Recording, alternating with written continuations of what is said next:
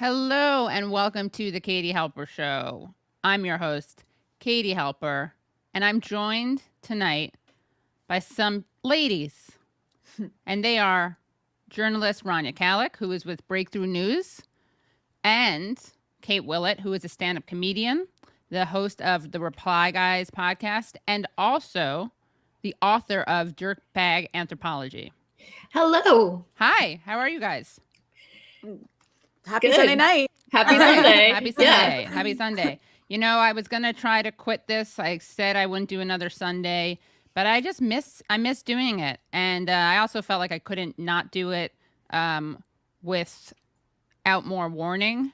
And I mean, that makes it sound like this is some kind of second-rate lineup, which it's not at all. It's like an amazing lineup, and it keeps getting more amazing by the minute. But how's everyone doing? I think I asked you that already. Sorry, I'm very stressed. I'm stressed too. Yeah, it's why? Sunday because I always get stressed out on Sunday because like I love my job, like feel really lucky to have it, but it doesn't matter because of like capitalism. It's just a natural inclination to like on Sunday be like, oh, tomorrow's Monday and like Right. I have to, work and stuff. Even if I like it, like I like it, and I like my work. I still hate working. People are talking about an echo. Is that a thing, guys? Is there an echo? Tell me all if there's an echo right now. I'm so responsive. Okay. I guess not. It's not an echo. I have my echo cancellation on the thing turned on. All right. So you know what it is? Probably if you guys are hearing an echo, it may be that you have this. Oh no, that doesn't make any sense. Maybe you have two YouTube windows open. Anyway, guys. Is it only one of us that's echoing, or like are we good all question. echoing? Are we all echoing? We want to center the echoing, but okay. We hear that there's an echo. So please tell us, is it on everyone? Bradley's saying he's not hearing an echo. It's good. Okay. You know what? This is like echo gaslighting, and I'm not. Yeah, I think it's like I think it's sabotage. It's sabotage. I mean, look, the other day, Abby Martin had trouble like getting the email. I'm just saying, there's a lot of deep state possibility. 100%. There's a lot. There's big deep state energy. Yeah. So anyway, I should. You know what? I'm being generous tonight. I could put people in a timeout who spread that, who were echo baiting us, but I won't. Echo baiting, that's cute. So it's been quite a week and lots of stuff going on, and I thought we could do something, to say goodbye to the week, to welcome in the new one, and go over some of the worst things that happened this week. Worst of the week. Quickly, Fantomos Fanta is saying, if you are hearing an echo, turn Pink Floyd down. Love Kate's audiobook. Highly recommend it. Yeah, I wish we could play more of it. It's really good, and I wish we could play more of it. And we probably can play a clip of it. We just couldn't play the trailer. Rania and Anya's show coming back. Alex wants to know. That's something only you can answer. By request. So if people want it, we shall eventually deliver. Thanks for the all-star cast. But right now, if you like it, you know what you could do? You know what you could do, guys, is you can support this show by joining the Patreon at patreon.com/The Katie Halper Show. Again, that's patreon.com/The Katie Halper Show. I hate to pitch. It's not, I'd rather not spend my time doing this, but we do live in capitalism. Actually, I'm going to hold people hostage. There's a great guest coming in. I need one person to join Patreon, and we're going to bring on a woman named Briahna Joy Gray. So guys, one person go and join the Patreon. This is like me using the most brutal capitalist, the struggle is real though, guys. And Leslie Lee is very creative about this. He always is like, pushes people to donate during the show. So guys, or just give a super chat because I don't want to delay it, but I really should do that. Yeah, because then you have to go check Patreon. I know. And does it go through right away? Goes, yeah, I get the email. That's fine. Yeah. But no, I won't do that to anyone. But let's see. But someone should put a super chat in there saying thank you for being a friend, guys. Just one person. For being a friend. Jonathan Blazer writes, the only echo I hear is y'all confirmation of my biases. which is perfect. Keep up the good work. Okay, then we got Brian Frederick. Great Useful Idiots interview with Noam Chomsky. So, all right. So we got it. We already got the super chat. And that means, obviously, I was going to bring her in anyway, but now we can bring her in all the richer. All right. Bringing into the stream, Briahna Joy Gray. Hi, Bri.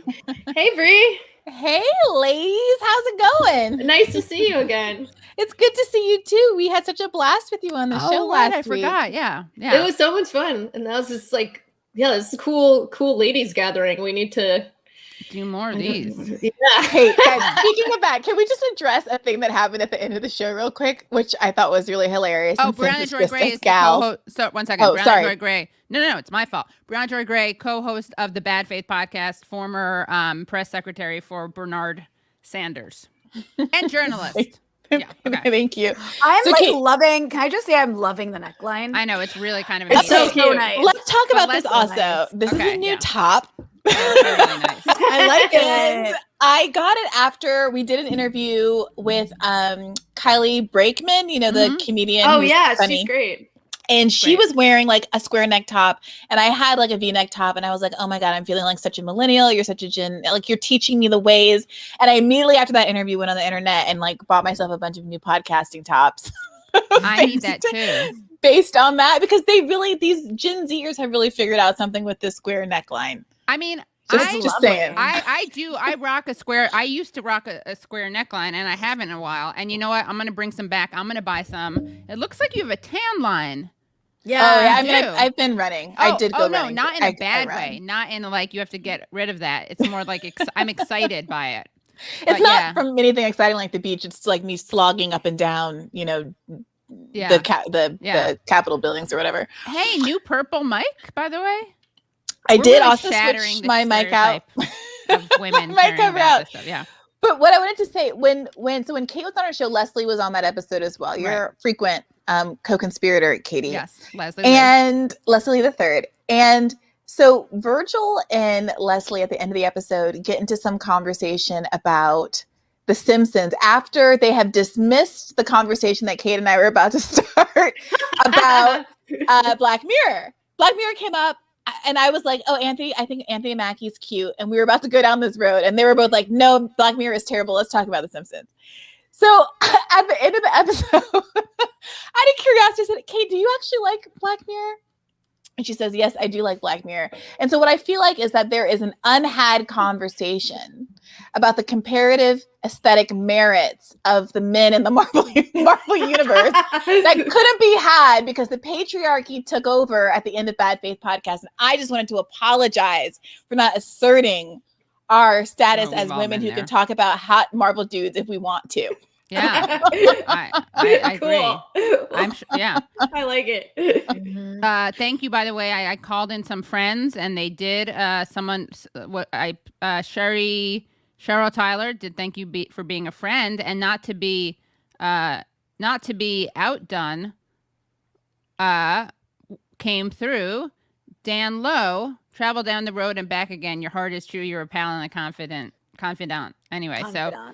The Golden Girls anthem. Yeah, of course. Yeah. Golden Girls is such a good show. It is a good show. Yeah. Have you ever gone back and watched it? Like I remember it being on when I was really little. I don't really remember it that well, but during the pandemic, I got so bored and I started watching it and it's like such a funny show. Yeah. Like well, hilarious. The best part is that they're like 45. Yeah, they're No, like they're 45 not. and no, The because Golden like Girls? No. they're like 50. They're like 50. They're not. They're like not old. No, they're not. They're not old. Wait, they're who's like this? in their The Golden Girls. Girls. Oh, they're only 45? Well, they were like 50. They We were need like to 50. fact. when check they Oh, were that. okay. We need a fact check on like that. they weren't 40, but Okay. they weren't that old. And you could tell by the woman who played Dorothy, she actually has really nice skin, like in the show. And you're like, you're not like she tries to act like she's like 60 and she's not. But Rue it's such a funny show. Rue McClanahan was 51 when the show started. That's wild. Wait, which one is she? Which one is she? She's the saucy one. Yeah, She's Blanche. like she's a Blanche? slutty one. Yeah, Blanche. Yeah. Like it's such a funny interesting. show. Like going back and watching it, the way they tear on each other, I'm like, damn. Me and my friends talk to each other like that, we wouldn't be friends. But Yeah. God, it's such a funny show, and there's like so much sex in it. But I guess like in the 80s, it was okay to like be a widow who is like in your 50s and just be like having one night stands. It's still okay to do that, right? No, but like I meant As popular opposed to culture on television. single, like Sex and the City style. I see. Yeah, Oh, yeah, it's yeah. sex That wasn't positive. allowed It's in sex the 80s. They're positive. actually they're like the same age as the ladies at the end of Sex and the City. To But be that was honest. like- that was Parker like and Rue pre- McClane are the same age. I mean, that at was- least Samantha has got to be about the same age as Rue McClanahan by the end of the series. Yeah. Yeah. Right. But that was like pre-Botox and like there's like so much that can be done to your face now to just like keep it looking fresher. Also, just the clothes, man. Like the same Yeah. women in different clothes. Because the mom was the same age as the rest of them, but Yeah, she just had that- that little yeah. curly gray wig. Right. Or was that her real hair?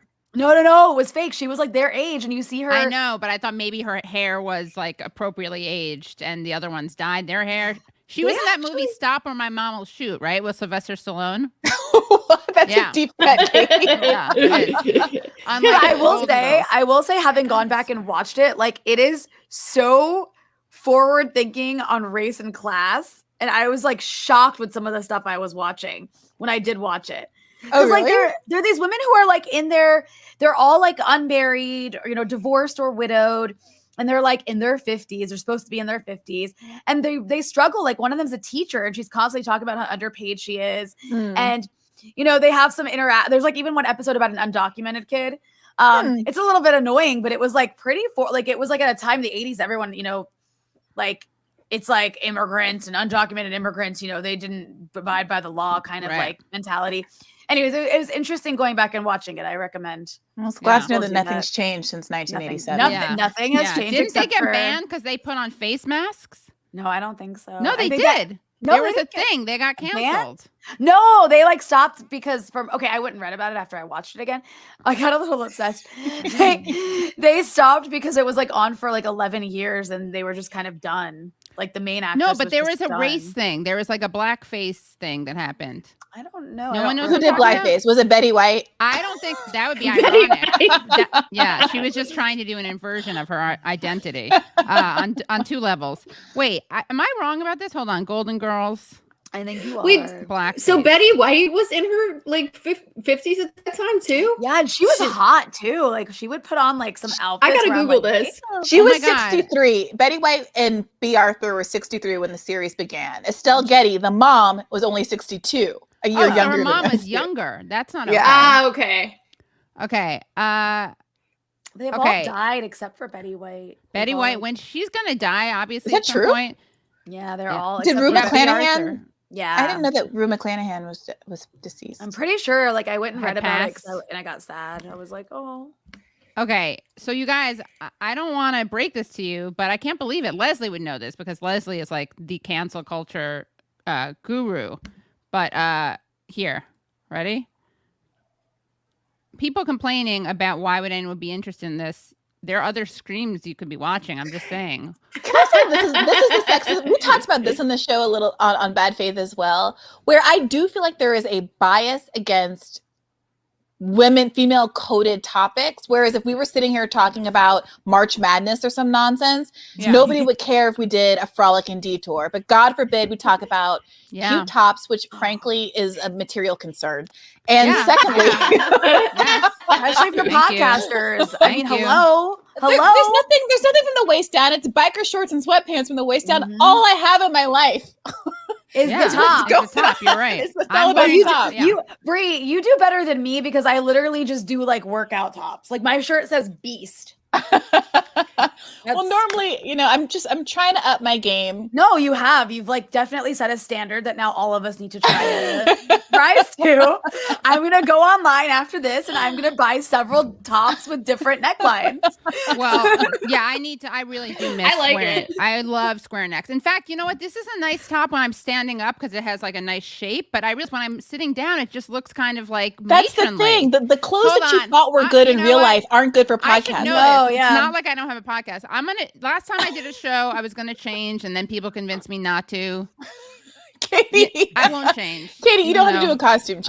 All right, fine. But we I also should- were I should just tolerant. cut- We're not. Right. Yeah. Right. This is a isn't a about safe making space. people feel, Right. Yeah, judged. God, it's true though. So matronly, and there's really no way to sexy it up like above the like. I mean, if I could cut those hideous holes that people do in shoulders. You guys, if you don't like this, by the way, then this is your worst of the week, because that's what this show is dedicated to. We're going through the worst of the week, but it's a Sunday night. We thought we'd keep it a little cash, and that's why we decided, we planned all of this. We were like, we're going to talk about this stuff.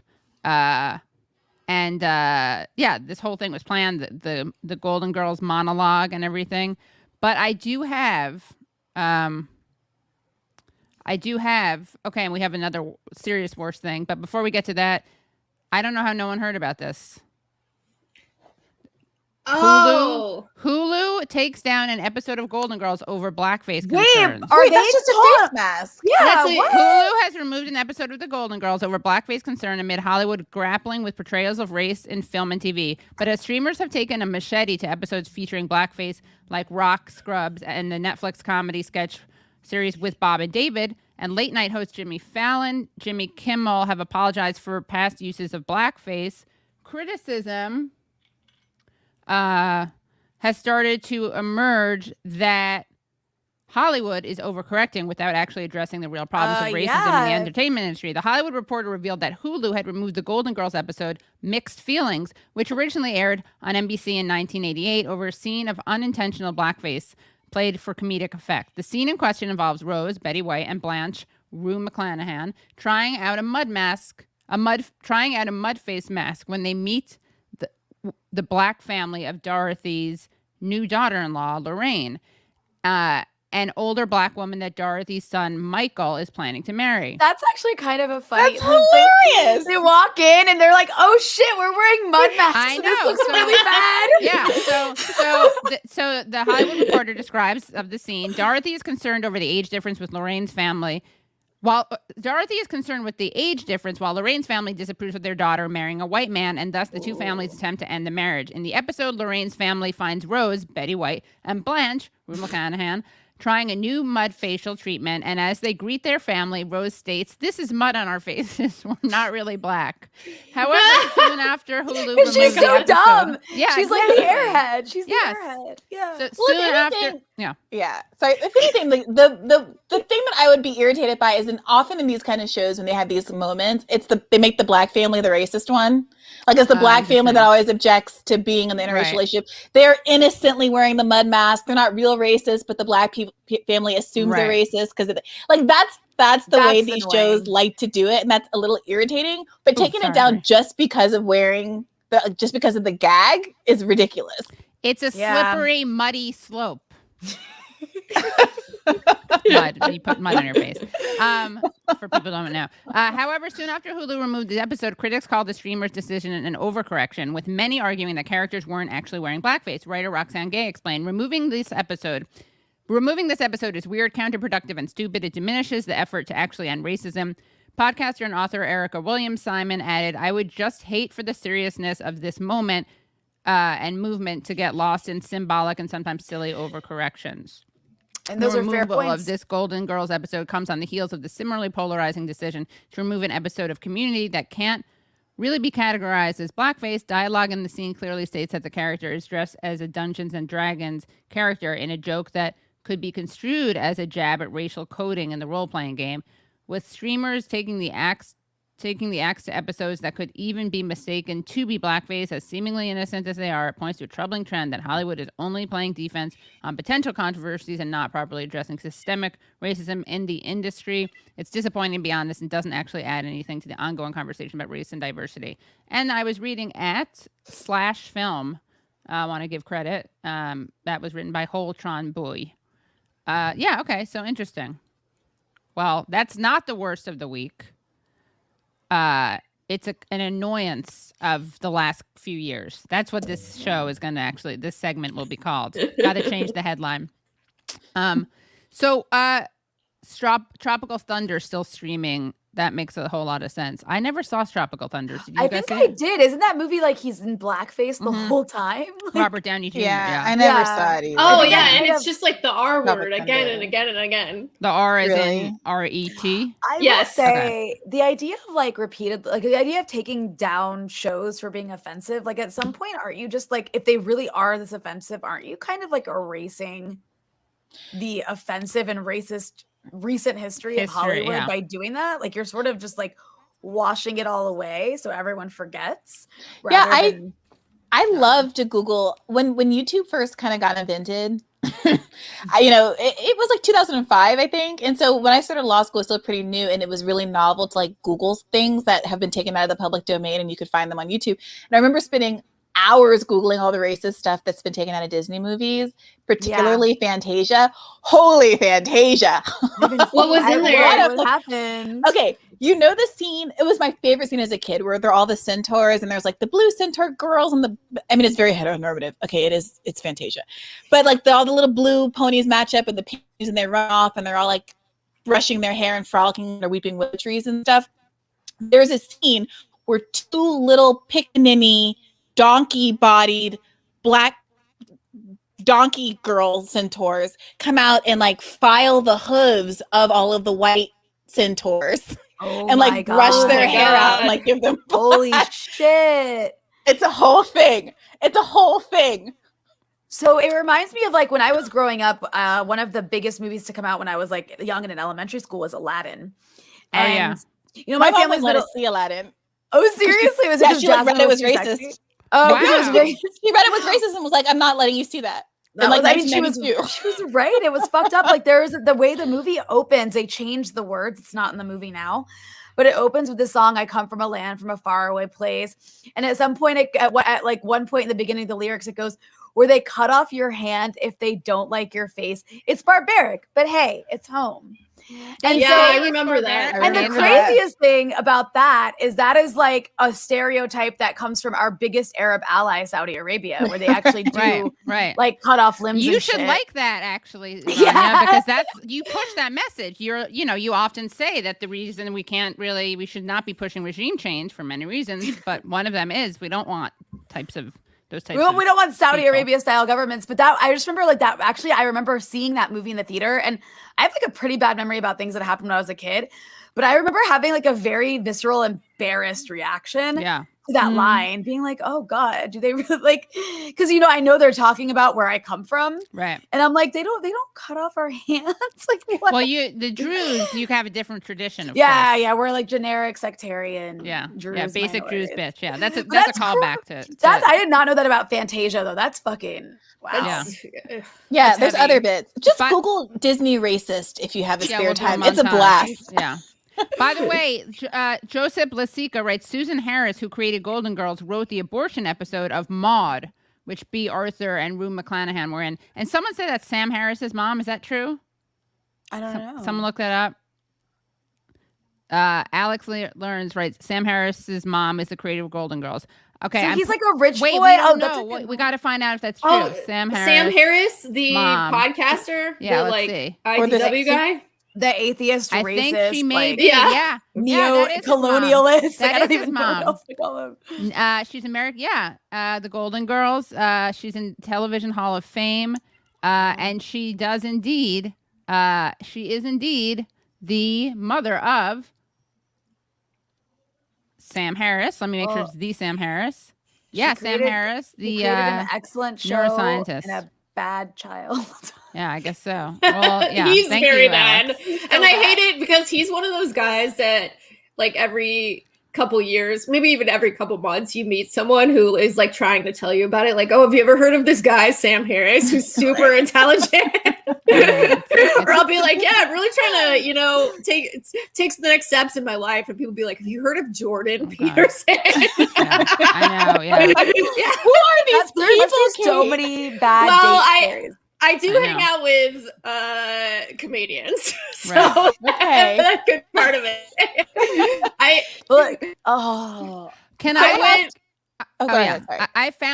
think we should watch it. I found the Golden Girls thing. Okay. Which one? Can we want the thing that got cut banned? Are you gonna get taken off of YouTube? Or are you gonna get for playing it? Yeah. I don't know. I don't think I'll get censored. Maybe demonetized, in which case I can just cut it out, which is what I did with Kate's thing. But I feel like we should experience it. Mm-hmm. I'm a risk taker. Okay, hold on. And if it doesn't work, you guys have to pay me a bunch in Patreon, because then I'll. Because you really went to bat for free speech absolutist, as Abby Martin describes herself. All right, ready, guys? This is the episode. And this is Michael. Wait, we This can is only my see. girl. Yeah. Hold on, like hold on. pull it down. Hold a on, little, hold on, or I will. Make it full screen. Hold on. View. Enter full screen. I think I may have to make it like this. Exit full screen. Yeah, you might have to just do it that way. No, I'll do. I'll do like Here it is. theater. That works. Theater. Oh, Oh, wait. that word. That was Yeah, good. that did Here, seem how's to work. this? Yeah. How's this? Yeah, it works. Come on, Mama, we talked about this. I told you he was. There it goes with the quote unquote reverse racism. That's not a It's thing. every single time they do this in the 90s. This is Michael. Yes. Come on, Mama, we talked about this. I told you he was younger. Yes, but you sure didn't tell me he was white. Nothing wrong with that. The younger bit. No daughter of mine is marrying some skinny white boy. That's kind of fair. Oh no! Did we miss the? Oh wait, do we not have the? Oh wait. Okay. No, here. It's coming. Wait a minute. Just who are you calling a skinny white boy? I think she meant Michael. You got that right. Oh, it was easy. Oh, shut up, bro.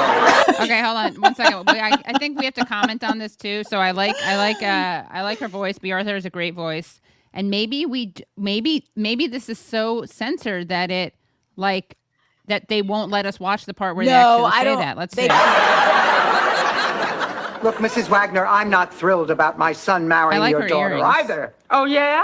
Why? You got something against black people? Of course not. And I resent the insinuation. While we firmly believe that all men are created equal. That's a bunch of baloney. Well, it is. If you don't believe me, just turn on your television set and watch a white person dance down the line on Soul Train. Look, race is not even an issue. I mean, your daughter is twice my son's age. What can a woman in her 40s possibly have in common with a boy in his 20s? There's nothing wrong with that. That is actually that's so offensive. At 20, a man is at his peak, and a woman in her 40s is also at her peak. So when the two come together, hot damn!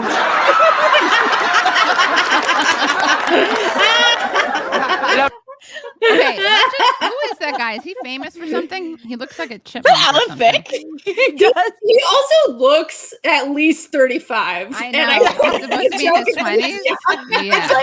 It's like how in the movie Grease, everyone plays high schoolers, I know, but they're it's actually so like 40 weird. years old. I know. Yeah. Yeah. But this is just the 80s, I think. I think Lorraine, that everyone just looks If you old. want a young man, fine. True. Just make it a young black man.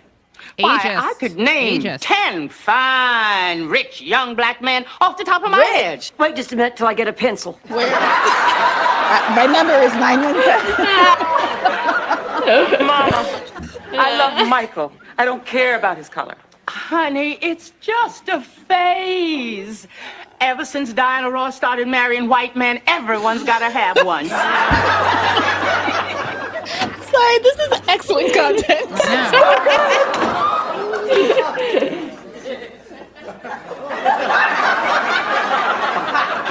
What is this, a revival of Raisin in the Sun?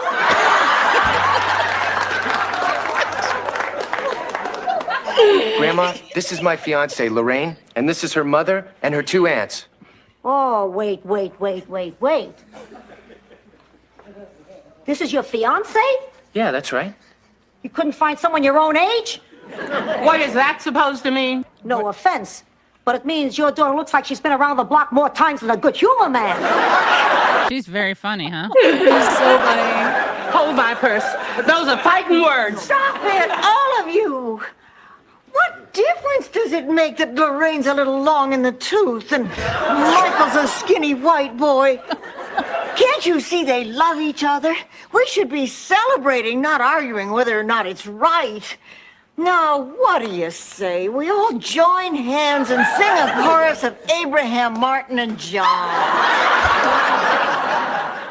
Is she for real? Frightening, isn't it? I guess we don't have the part where they Look, I don't care what. where they come out with the mask. But anyway, That was gives good. us a sense. It's pretty funny. Good Pretty writing. funny. Yeah. Yeah, I Good mean, writing, good acting. the jokes per minute on that are Yeah, like it's good. Yeah. Yeah, The whole show is like that. That's why I Yeah, got we so should into have- it. I was like, Oh, if it's on Amazon Prime, we can have a watch party. I thought it was on Oh, Hulu. nice. It is on Hulu, but maybe Amazon Prime can jump in because Hulu Hulu. That's a cowardly cancel too. One episode, like either shit or get off the pot. You know what I'm saying?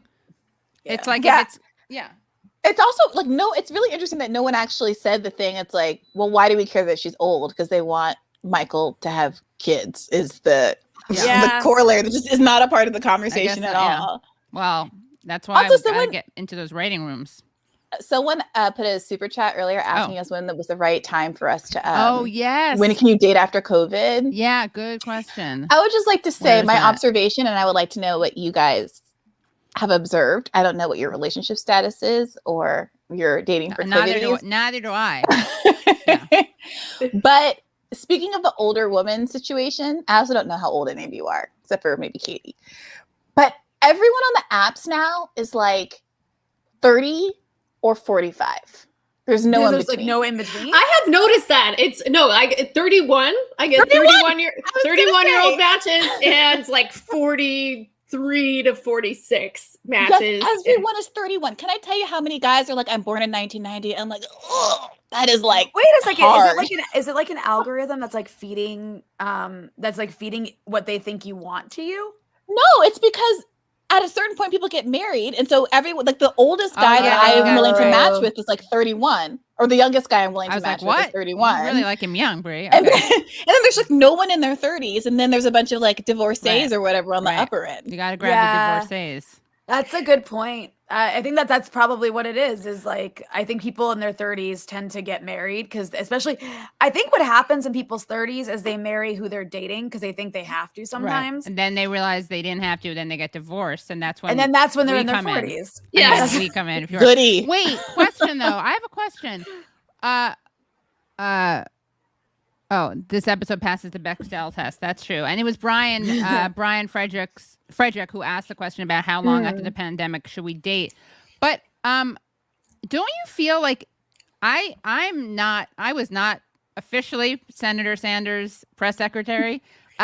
You were, Brie, obviously, but aren't you ever afraid of like your enemies like trying to set you up on an online dating app? Or am I being What do you totally mean set me paranoid? up? I don't know, like it's or isn't it weird to be known publicly and then have people it's weird, and also I am afraid, like what if I'm only known I'm like famous at a Bernie rally. I'm not like actually known in the real world. You're not like walking outside and people are like, Bernie's the press secretary. Well, thank goodness with the mask that even the rare occasion that happened doesn't happen anymore.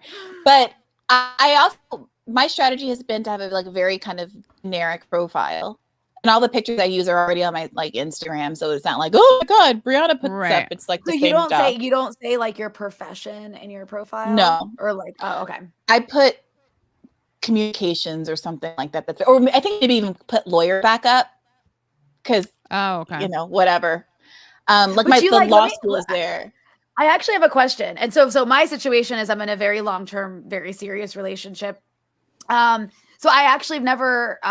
I don't think I've ever used a dating app. So I'm curious about this politically, because like, if you don't put that in your profile, how do you weed people out? Because, or maybe you're the type of person, like I'm a kind of person, I couldn't be with someone unless we shared very similar politics. It doesn't have to be exactly the same, but like they have to care about what I care about. They have to kind of understand the Twitter wars a little bit.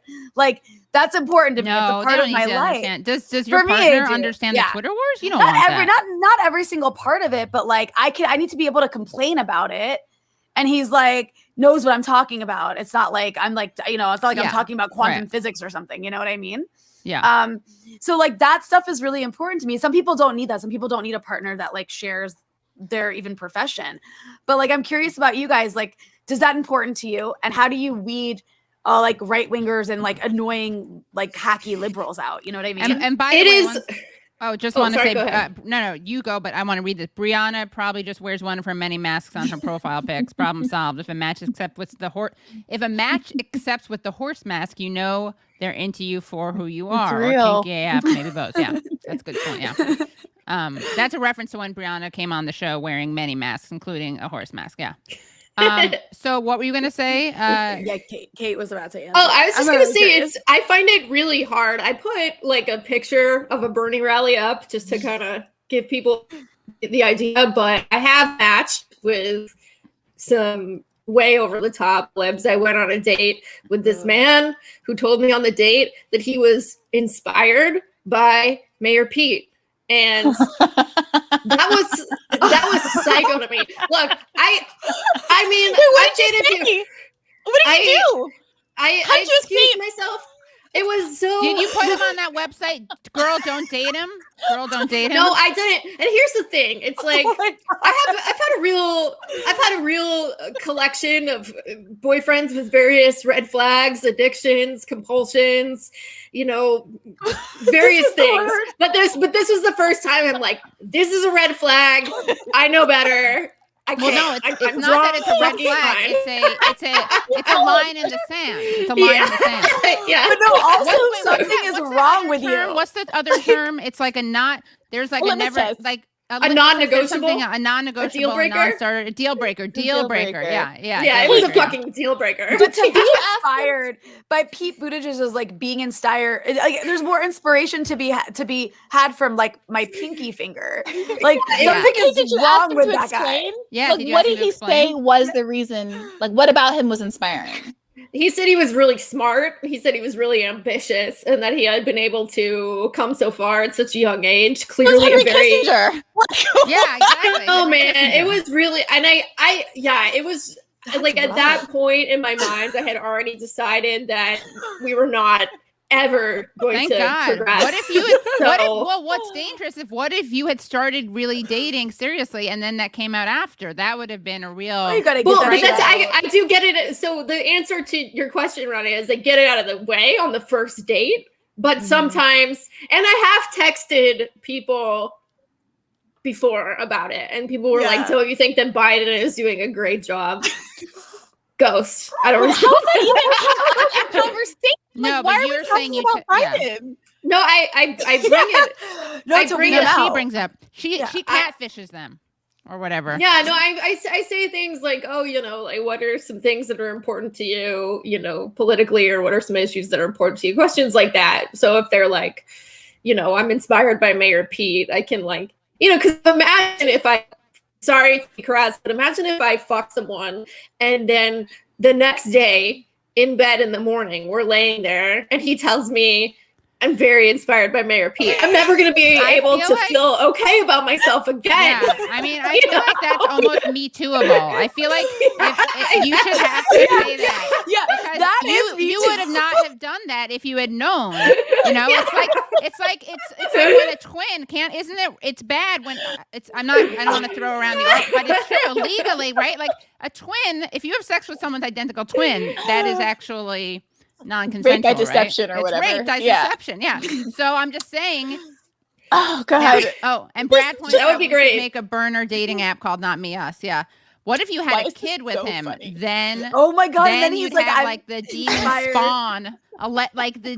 Demon spawn inspired. He knocks you up after you have sex, Rosemary's Baby. not knowing he's inspired by Pete baby. Buttigieg and you're fucked. Yeah. Literally, no sense of the word, yeah. Oh my God. Well, Brian, to tell the joke, just literally the idea of being on a date with someone who strung together the words "Pete Buttigieg is a huge inspiration" has me crying. Especially, is he you bi? actually put Is he tears queer? in my eyes. I laughed so hard, tears came out. Is he straight? This guy who said that?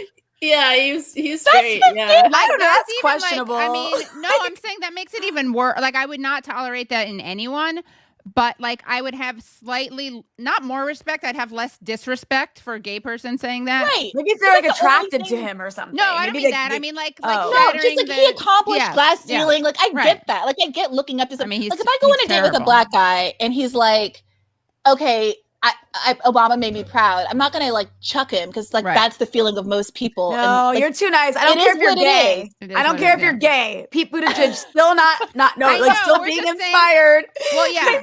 There are other gay people who've made it to high office. That guy. No, it's inexcusable. Well, Brian Frederick, being a Bernie Bro supporter cost me many dates. I could see that. That sucks. But you know what? It saved you many dates with terrible people. And then Rachel Smigowski says, Brie, I don't know how you can match with anyone cool in DC if you have lawyer in your profile, and cool people in DC are slim pickings. It's There's true. no one in DC. I don't date. There's I no gave one, up on DC a long time ago. Where are you now? I'm in DC, but you know, date abroad. I look you date abroad. elsewhere. Yes. Elsewhere, yeah. Well, guys, You go to Maryland or Virginia. Yeah, that is not what I mean at all. I don't know what you. I was curious what you mean. You go You go to New York. I'm in New York. Like, there's some Okay. apps you can set your location for wherever you want, and I prefer to still look in New York. Do you want to hear something? Wait, hold on 1 second. This homo says hell no to Pete. Okay, this is good. And I wasn't and then Pete does not represent the gays in any ways. I know we had Lady Bunny on who's like, that's not my kind of gay. Obviously, I'm just saying I understand on a kind of like, I mean, I don't feel like that for Kissinger, for instance, but like it's different history for Jews. I certainly don't feel like that about Roy Cohn, but that's a great example because he's both gay and Jewish. But I guess I understand a little bit more. It's not like I could marry a person or really connect with that person, or I could maybe, but I would have to like convert them. But okay, we're gonna bring in our next guest, and we're gonna ease into what he's talking about because we're just gonna talk about. Boo! It's okay. It's okay. It's okay. It's okay. I think it's He's my former coworker. He's her If he's former fired coworker. by Mayor Pete, No, in fact, I'm not that'll gonna be. tolerate that. And he will tell you. Yeah, we should ask him about Mayor Pete. He'll have plenty to Yeah, say. and then he has an even more relevant than all these stories, story, which we'll get into, which is of some political significance and which we talked about in the last show. But I feel like I shouldn't even say who he is yet because then everyone will want to talk about that, and I want to talk about the dating thing more. So I'll say who he is, and you'll know what we're going to talk about, but we're going to first talk about dating. And his name is Ryan Wentz, and he is at Soapbox, and his Twitter handle is Queer a la Mode. And you may remember because we mentioned him. Well, first of all, hello, Ryan. Hi, sorry for my amateur podcast setup over here. Oh, no, it's fine. It's fine. You may remember Ryan, Queer a la Mode, you may remember, because I didn't know his name at that time.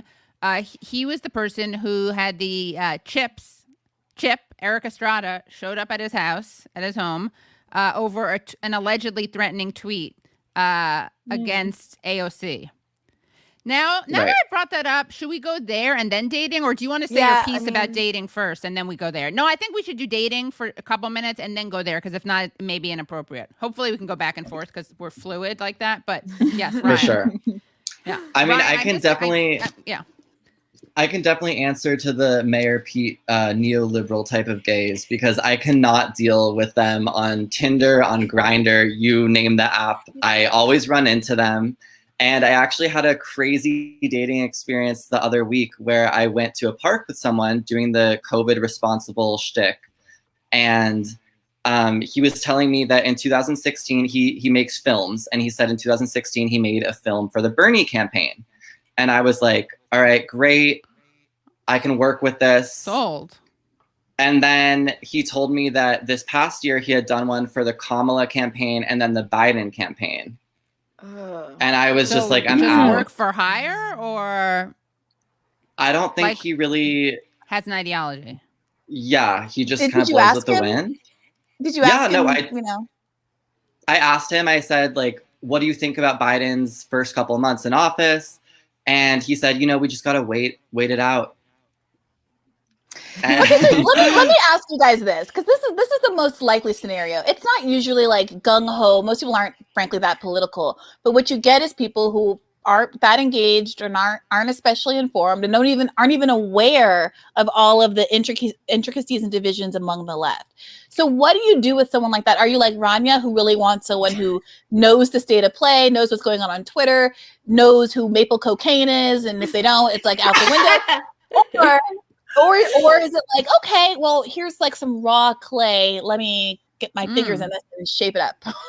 Wow, that's a kink. It's hard. I want to be with someone who has similar values to me, but also, the past like 3-4 people I've dated had really a lot of they were just online too much. It was hurting them emotionally. And I'm like, maybe I would sacrifice that. There can only be one commonality. I know. There's also the issue of like, and this is not like to talk shit about all the leftist men out there, but there also is an issue. I feel like to be a leftist, you almost have to be a little crazy. Like, it really, like, you have to be a little like nuts. Like, I'm kind of crazy. There's nothing wrong with that. I'm a little crazy. We are all probably a bit crazy and like unique in our weird ways. And that's why we found ourselves ideologically where we are to some degree, right? Like, you question things, you're a critical thinker. And with that comes a little crazy. And so sometimes I can understand, like, I have a lot of friends who, the people who are leftists like them end up being shitty people to date. Like, so it's almost like it's really hard to find that balance of like somebody who does share your values, but who also isn't just like, a basket case. Like most of us are. I don't know. I'm still looking. Yeah. I've never dated an internet person, like a full-on internet. Neither have I. My last partner he was knowledgeable and he had like kind of friends in that world, and we was political. He was political, and we became exclusive the day I found out that he had also voted for Jill Stein. Like, I didn't have to do any work there, but I've never dated someone who was literally online as much. Yeah, I don't. No, neither have I. That's different. That's different. Someone who's online all the time. Like, I mean, not that there's anything wrong with that, but like, I need someone who also can like embed with normal people and like know how to talk to normal people about things that aren't political. Oh, so you're poly. That's fine. That was funny. Wow, look at you guys. No, I could never be. I'm too jealous. I'm too jealous and territorial. Maybe I could never be. Maybe I'd get really bored and I would want to be that. But yeah, I certainly am not going to start out that way. I'm a very hardcore monogamist. I know. So then do you guys like do you judge normies? Like, Ryan, this Park fellow could have just been moldable and like open, and you could have made a socialist out of him. Yeah. Like, are we saying that we need a certain amount of knowledge already because we just can't put in the work? We need critical thinking skills. That's it. Above all, we need critical thinking skills, because you don't need to be like a hardcore socialist. You don't need to know all of the issues. You don't need to know all of the Twitter accounts, whatever. But you need some level of critical thinking skills, because there's a lot of people out there who just gobble up everything that the US government tells them. And if that's, and the media and everything. Right. And if that's your vibe, then like, we can't really connect, But what if I feel like it's not, I feel like I have more respect and possibility with someone who was not raised like in a political family and was not raised to question things, but are open to that, than people who are already questioning things, who could be real assholes. Yeah. But it's about how much work you want to put into it. I think it's about a willingness to learn. Yeah. And like a willingness to like evolve. And I'd like to think that I have a willingness to evolve. Like, there's certain positions I had like 5 years ago that now I'm like, Rania, you were really stupid. And I would like to, I'd like to think that it's because I have a willingness to move. And so, yeah, I think what Bree's saying is absolutely correct. Maybe I'm a bit authoritarian in my sense of like, there's just certain things I have to align with you on. Like, if there's a couple things, like, I can't bring you to where I'm at. Like, if you believe the Iraq War was right, like, I can't do that. Yes, I mean, you know what I mean? Like, there's like certain lines, right? Like, yeah. I feel like if I explained to them why I wasn't right, and then they held on to it's not right, I couldn't date them. But what if they were like, oh yeah, you're right, I never saw that before.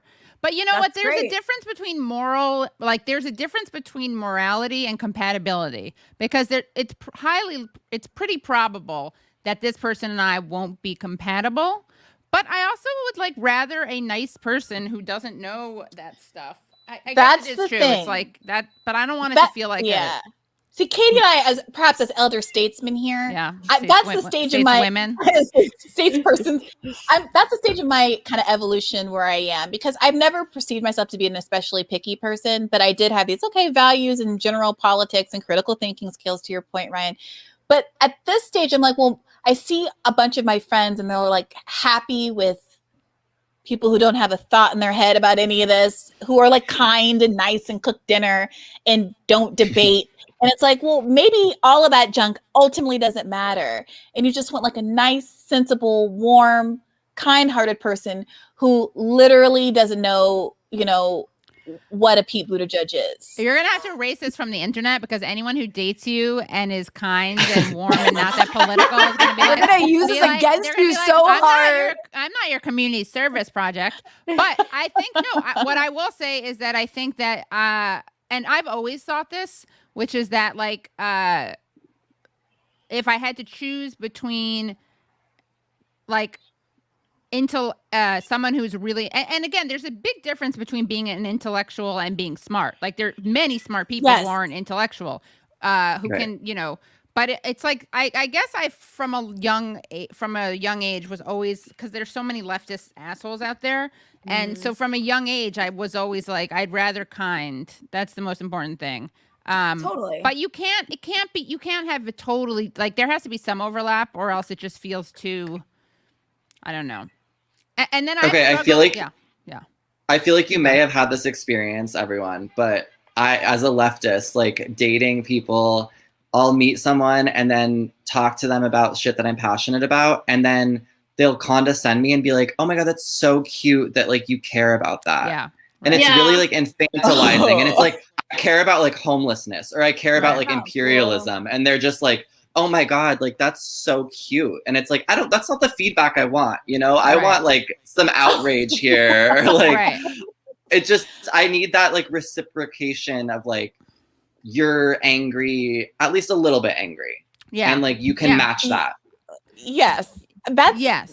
Who are these people? But I don't know. That, like I feel like Ryan's always telling me about some of his dates, and it sounds like a nightmare. They infantilize themselves, I would say, because like honestly, I'm secure. Like it's just so obvious that being political and politicized is not like an adorable thing. It's a necessity.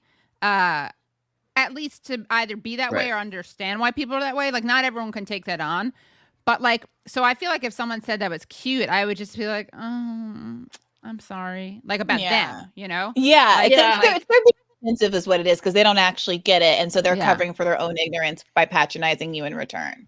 Like I've gone on a good, lovely date with someone who really liked Bernie, was on board, but when I brought up like a mild criticism of Kamala in passing, was like, in good faith, was like, oh, what's the problem with Kamala? Like he just didn't know. Like he wasn't like mad about it or like trying to argue with me. He was like, oh, what's the issue? And I was like, oh, well, and do you have a minute? All that? Yeah. And so I explained, well, Rania, he was very handsome. Okay. I'm not against it. I'm not against it, but it's like there's a lot to say. But if he's handsome. But here's the thing, I had to do it so many times, and Isn't also it terrible like how superficial we are? It's so bad. But we're not superficial. That's not superficial. You want to be attracted to someone and have chemistry with them. Handsome. Yeah, you're right. Yeah. But here's the okay, so Kate, when we were having that conversation on Bad Faith about Anthony Mackie, I said, oh, I think Anthony Mackie's cute, and then either Leslie or Virgil goes, he's not smart. And I was like, who cares? Like, imagine like some straight dude bringing up a guy in a conversation. No, imagine some straight guy being like, Megan Fox is hot, and me being like, I hear she's not very smart, and everyone else going out of the room because that's such a loser thing to say. First of all, I think she is smart. I'm not actually saying that about Megan Fox, but like nobody is like, we're having a conversation about how Margot Robbie or Halle Berry or whoever that is hot. Like who like. Can you imagine a woman intervening as though that like had any relevance to a conversation about whether a guy thought a woman was hot? Yeah. It's I'm gonna start doing that though. Man, dating sounds like. But then we never answered the question about dating after, like how long after. One second. Sorry, Matt. Matt asked if we listened to Joe Rogan Experience, what has been your favorite episode? But that's not actually the thing I wanted to highlight. Although feel free to answer that. Hold on 1 second. I'm not a stan, but I'm not. I hate the haters, I think, more than anything else. Hold on 1 second. I mean, what? Hold on. Okay, this is what I wanted to highlight. Giorgio Mosqueda. Could our clearer POV and having to process all this societal pain all the time play a significant role in our collective crazy? Yes. I think so. Yeah. Yes. It's like you know what the world is really like and what's really happening, and it like kind of makes you nuts. You're like, I think so. Yeah. Don't you want to escape? Don't you want to escape with a nice person who Yes. just wants to watch That- Netflix? that's what I want, That's but- all I want is Netflix and chill. Honestly, Yeah, but that's why my- can't I escape with a nice person who also doesn't like war? Gets it. They will. Yeah. No, that's they don't ideal. like war, That's but ideal. We don't Yeah. have to talk about how we don't like Yeah, war right. at 9:30 on a Saturday when Right. we've got our pint of Ben and Jerry's. That's true. That's true. But it's also nice to be able to be like, oh my God, did you see like what just happened with what this person said and it's trending? And it's nice to be I'll able to have a text Katie. conversation. I'll text you about it. Yeah. I don't need to infect. This is my new philosophy. I don't know if it's right or agree. wrong. Yes. But like that's what friends are for. Oh my God, that's Like- like, Or, thank you for or being like, a I friend. like being Coming able to full have a circle with conversation. Golden Girls, guys, coming full circle. Remember? Yeah. Sorry. I like to be able to have a conversation about like some controversy over, you know, some academic article that came out. I don't know. There's little things that mean something to me, like that kind of stuff. It can Being able be- to like yeah. talk about It can different be kinds nice. of Marxism. It You can know, be I don't nice, know. but it also It can be be nice. nice when you're like, because sometimes when you explain it to someone who doesn't follow it, I'm not talking about like Marxism or whatever. I'm talking about like a Twitter drama. It puts it in perspective.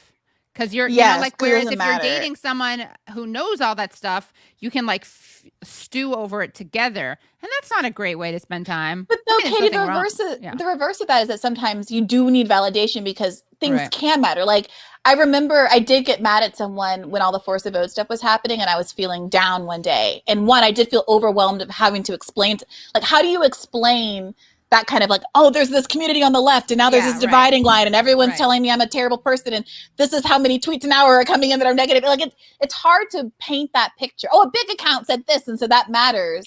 Right. And when I was like, I'm having a down day and explain why, and they're like, oh, that sounds bad. And I'm like, no, you don't understand. This is You don't get cataclysmic. it. Yeah. It's a double-edged sword. And so maybe the answer is then I call Katie and I'm like, I think I actually did. I was like, this is a bummer. Yeah. So we vent. But I also have experience in relationships when the person knows, but they're just irritated. They're like, yeah, that's I not know okay. what's happening. And like, I don't like this. And I think that you should check out of this world, which maybe is good advice, but it doesn't necessarily mean that check just out because this the world. person, I thought they were sending you to self-harm, just like the political online world. Got it. yeah, it's like, Yeah. just turn off your phone, put down your phone, Yeah. Briahna. Like, that's not the point. Yeah. Yeah, Yeah, that's no, annoying. That's Although we- true. yeah. The one guy I dated in the past few years, it wasn't online. Like I could tell that he thought that I was just very sick. And I think after that, I'm like, I'm doubling it down. I'm gonna be I'm not gonna be the most online person anymore. But now I'm ready to try again with someone who can log off. I'm not sure. We'll see. Yeah. I think at the end of the day, I agree. Like, I think what's more important is having someone you're compatible with who's kind to you. Supportive. That's the thing. Yeah. Supportive. Yeah. That's it. And if they don't Yeah. have to be like deeply involved in everything you're doing to be Yeah. supportive. Yeah. Yes, that's 'Cause I true. would rather be with someone supportive, and then I can get my like online whatever habit fed with like friends. Yes. Then be with someone with whom I can get my extremely online thing fed, and then like for support have to go to friends. Although you want supportive friends, but like the priority is that. I mean, it's Yes. also, yeah. No, the priority 100% is, and it's nice if you can have all of the best Yeah. of it. I think but you at the do, same Rania, time, we don't live in you? the real world. Don't you, Kind of. Rania? I kind of do, yeah. And I feel really lucky for that because I hear horror stories, like from Ryan. Me and Ryan have talked Yeah. about this. Yeah, I know supportive it is sounds good. really shitty to like have to date in this environment where like you have to like, you know, balance that out. And I honestly don't know what I would do. I don't know what I might be really picky, or I'd probably more likely just be like, oh, whatever, even if he's a lib. At There's least no he's hot pickiness left. and listen to Pickiness me. is Yeah. No, And you get I to a feel point. like No, I'm you get picky. to a point where you feel like you can't be picky. Yeah, Because but- it does feel like slim pickings, right? Like, Yeah. especially in a pandemic Pickings. world. Yeah, that this okay. But pandemic. what about though? Here's what like I used to. I think I'm picky in some ways, which is like, but I guess most people are like this. Like I used to try to, if a guy was like smart, fun, cool, funny, I would like try to, and I wasn't attracted Never to him. I would Who's try that? to make myself like attracted to the person, and that's not good. No, But I'm I've done gonna that say before. something. I'm going to say something. There are three types, in my opinion. There are three types of men, for me at least. There's the man who you meet and immediately you're attracted to. Mm-hmm. There's the man who you meet and you may not even be able to tell, but you will become attracted to over time. And then there's the man you meet who you won't ever be attracted to. But He's what I usually the think is nicest. hard, think is hard, here's my thing, ready?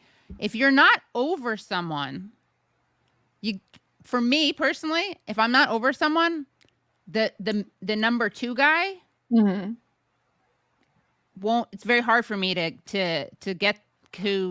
Because you're like not vulnerable. You're like not allowed. You're allowing yourself to be vulnerable. I'm not talking about vulnerable. I'm talking about just like chemistry. It's like if it's a number, they're a number 1, and of course, obviously, I should be healing on myself and be okay with being alone, blah blah blah, whatever. But like they do say, what is it? The best way to get over a guy is to get under another one. Or in Spain, in Spanish, they say like one nail takes out another nail. But like un clavo, it doesn't have the same double entendre in Spanish. But I do think that like it's true. Like it's much easier. So either you have to, I think, to get to the number 2 guy, you have to have like gone longer. You need to have gotten over the other guy. Or you can jump actually, maybe this is it. You jump from the person you're not over to a number 1 for just something physical. You know what? And then you can go to the number 2. And I think that's true. I think that's true. Right? I'm a big proponent of like, I think what you're saying goes into this. I'm a big proponent of the idea of like attachment styles. People have different attachment styles. I'm anxious attached, obviously. And I was very anxious attached like in my 20s. And that resulted in a lot of like really trying to be in relationships with people. If you haven't listened, anyone who's watching this right now, like if you've never read about, if you've never read about attachment styles, like go Google it right now.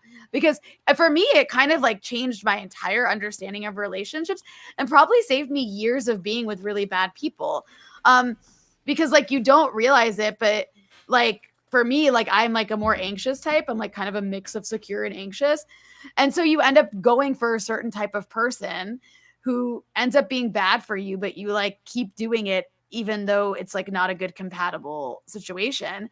And so I'm a big proponent of that. That was life-changing for me. I don't know if you guys are like into that whole thing. I'm very into it. Yeah. 1 second. I'm grabbing another book. And by into it, I mean repeatedly dating highly avoidant men. Who cannot love me. I did that all in my 20s. I was like a hardcore going for the avoidance, like all my 20s. I don't think I'm going for it. I don't know. It's a me problem. I see stable, normal. I'm more into, I like astrology as a framework for personality types. It's all the same. There's basically 4 types of people. It's all whatever lingo you want. But like, I'm a fire sign. And I have noticed that I tend to attract other fire signs. Mm-hmm. And my feeling is that I need like a stable, warm, grounded, does work around the yard, likes to cook nutritious meals and garden, like that kind of type. But that kind of type does not want to be anywhere near me in my energy. Oh. Yeah. Are you the avoidant? Brie, no, are you the avoidant? I have wonderful relationships modeled for me. I have no commitment phobia. I fall in love very easily. All I want is permission and respect. Like I'm just happy out here on a lark, and all I do is have one long, lovely relationship after another. Like they're all lovely. Sounds great. That sounds she's securely great. attached. No, but then they end. Then they end because of something frivolous. Like I didn't put the cup back on the right cabinet. Wait, what? Who are you dating? What? Apparently men who really want me to put the cup back in the right cabinet. Like you're joking. That's like you're just like you're being dramatic. 100% what the act that precipitated the argument that ended my last relationship. You didn't, but we don't have to get into the details. Yeah. The point of the matter is that I do think someone in the comments was like, "Are you ladies ready to be a wife?" I think that's really the issue, because the truth is that I think a lot of women, what they want a caretaker, they want a mother, and they're allowed to want that, and I respect that choice. But I am not doing people's laundry, and I'm not. Oh, I do people's laundry. Like I'm not with that. But I don't. But what I don't want me do, to, I'll put the stuff in the dryer instead of the washer, and vice versa. But you guys, you want to take the attachment test? I'm not even kidding. I've done it like a million times. Yeah, I'm anxious as fuck. I'm so anxious. I know. In this this other book, they're like, I'm a generally anxious if you person. don't know, but let's see who was the most anxious. Do you guys have a pen and I've paper? never done it. All right, let's I've do never it. done Let's do Okay, it. let's Wait, do it. I All don't. right. I don't. I almost have a All right, pen. get a pen and Or paper a pencil or whatever, or your laptop. This is fun. This is really fun. So much for this was supposed to be worst of the week, but it's like gossip of the week. This is The great. worst of the week was all of the relationship drama. Every man that's Exactly. disappointed us. Yeah. Okay. So Don't here's ask the for police. So here's what you have. Ready? Yeah, we're gonna get to that. Okay, so 1 second.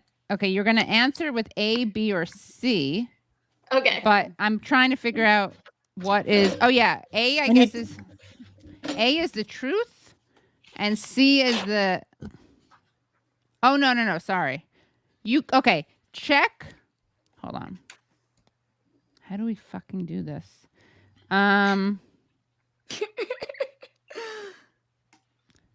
used to be so anxious, preoccupied, but I've moved to more of a secure place. What does this mean? I don't get it. I took this myself, so how do I not know how to do it? Let me put it online. Is there like a short version of it? Yeah, Like there's this is the there. longest Take, one. we can, Yeah, there's Kate, do you a have very it? quick one. Okay, let's Here. do it. There's one online that's very quick. It's here. Hold on. It's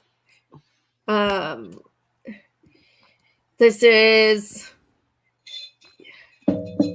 it is right I'll share here. it. I'll drop Okay. it in the. I'll drop it in thing? the Okay. in Yeah. the chat. Joshua So- says if you remain physically attractive to one another, the rest falls into order. And I think there's something to this theory of just being, because Katie, when you said the first category is a man that you're like immediately attracted to, I found myself thinking very rarely is that the case. Like I can think of, very few occasions in my life, walked into the restaurant to the date, I saw the person was like, hot dog, like I want this dude. But and had you that, talked before? No, like on the app or Okay. whatever. And that particular ex was the one I had the hardest time getting over. I thought he was so gorgeous. Like, I just think he's so handsome. And like that, and there's but other there's qualities, another but thing. whatever. There's another thing that happens though, which is this. It is the pressure of setup. So I have fallen for people who, if I didn't meet them, if I met them on an online date, I would have been like, because if I'm not over the last person, I'm very in general about people, unless they're in that number one category. But what I will say is that I've met people at a party who I didn't think of as like I wasn't going to be going out with necessarily. And then it's not like, I don't want to say my standards are lower because that's not really fair at all. That's not what it is. But it's like without the pressure, it's like the stakes when you are supposed to like someone, your stake is like you're thinking about it's very pressured. But if you just meet someone, it could be like, I know that I've met people and become interested in them. And then if I'd met them through an online date or a setup, I wouldn't have, at least the first time. Yeah. The other thing too, is like you mentioned earlier, like the 1, 2, 3 different kinds of people. There's the one, right? Like the person I'm with now, I would say like I first saw him and I was like, oh my God, that's like, it was like oh my God, I love you now kind of thing. But we'd already had like been talked before. And that's so rare. And that's like the second, like 1 or 2 times that ever happened to me. But the second one, I think, is like the most dangerous in my mind, because in my, like, thinking back to like relationships I've had, that number 2 person who like you eventually become attracted to, also like in my head, I would like eventually become attracted to that person and I would build them up in my head as something they weren't. I don't know if that ever happened to you. No. No, you've never done that where like you build I someone up in your definitely head have. as where Wait, but someone you why? like. Oh yeah, I Why would definitely you do have. that with a number 2 more than with a number 1? It would, because it would always be with somebody who like I didn't think about like that before, but then the second you start to think about that person like that, you're like, oh, this could really work. And then you almost give them another personality in your mind that's better than actually exists in real life. Kate knows what I'm talking about. Yeah, I know you. She's like, I've done that. I was like, okay, so I've been saying this about a boyfriend that no one knows. This is a guy that I've dated. He was not online. This is the not online one. He was very boring. And I kept, my therapist was like, Kate, you always date these like of highly avoidant, like, very bombastic men. Like, why don't you try with someone who's just, kind of secure? Maybe you think he's boring. So I met this guy. And he was so fucking boring that I was like, maybe this is what my therapist means. And we were together for like 6 months. And then he started acting like an avoidant ass. And I was like, oh, he's not emotionally secure. He's just boring. Oh, yeah. Right. He doesn't have a lot of drama. Yeah. Right. Yeah. Let's see. Well, I put let me see, because we can all take the thingy and okay, wait 1 second. This is Cornell West Popular says, I'm a hospice chaplain. The couples that I meet that have been together the longest, 50, 70 years, were generally friends first. Yeah. That's nice. How do you know? Oh, that's really I cute. don't understand this. Okay, first of all, my male friends are male friends because I'm not attracted to them. Yeah. If I had met them and they were delightful and I was attracted to them, we would have dated already.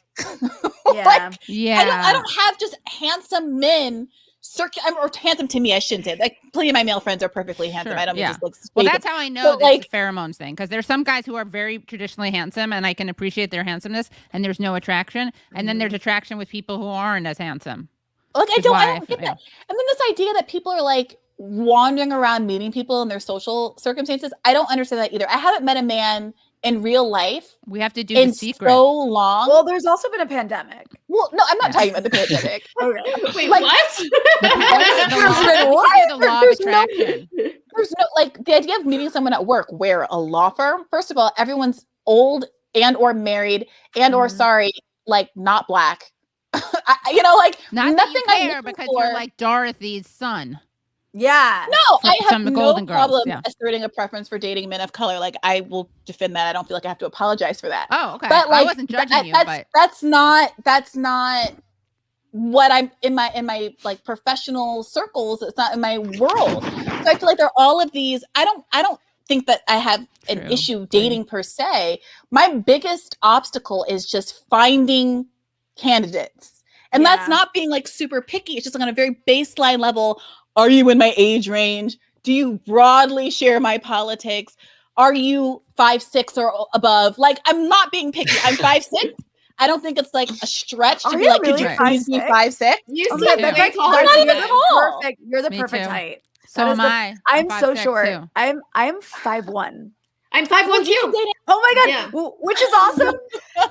Are you like? Do you feel like you're louder because you're short? Because I feel like I'm loud. I think so, because- yeah. Yeah, I like you're do. making up for being short. yeah. I never would have checked off someone my height, but I did date someone my height, and there was no issue with that. No, I date like short kings all the time. Like I'm a little irritated by it, by the way, because the 5'1" women are always like, no, he has to be 6'4". I Like, know. relax. Wait, No, like it's what? also like 5'1" you women? No, Hold on. I think you don't have that privilege. You need to check your Literally height privilege. everyone's Your taller guys- than me. I your can't guys even can be tell if you're shorter, yeah. 6'4" If you're or so- 5'7". It looks the Exactly. same to me. Which is why, if you're a socialist or you believe in social justice or have any egalitarian tendencies or principles, you obviously take the shorter guys. Yes, so that the equitable taller women, distribution of the inches. yeah. To And each also, according I to wanna her say- need. Yeah. Exactly, to each according to her needs. And I also do want to say that I feel bad. I'm not short shaming, and I've dated short men, and they're very attractive. It's like from a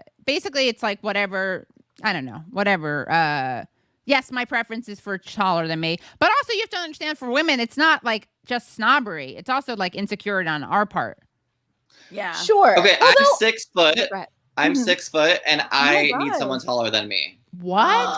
Why? Well, And I need a socialist. So this is really Yeah, it's I rough love out Ryan here. is like not fucking around. well, right? Ryan, I'm not. Ryan, you got a fan already. So I should the make right friends with kind of Ryan socialist. first. You see? Thank Make you, friends with Ryan. fetish Ryan. magic. But Ryan, like, the thing is about tall people that I don't understand is like, even if someone's shorter than you, they're still tall. Like, to me, They a could be. 5'11" man is like, That's my wow, dad's you're a height, yeah. giant. Like, Yeah. I can wear heels and you still clear me. Like, to me, that's like nirvana. If a man is shorter than me, if man is my height, he is actually short. And I date Yeah. men my height, as I said, but like, there is not even the social stigma attached to like the person's quote unquote value. If they're shorter than you, they're still tall and beloved by the masses. Right. So what is the issue?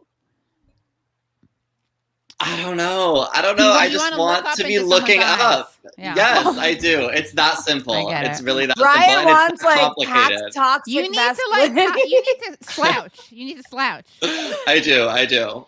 Or maybe like no, I don't know, rub down your soles of your feet or something. That's terrible, though.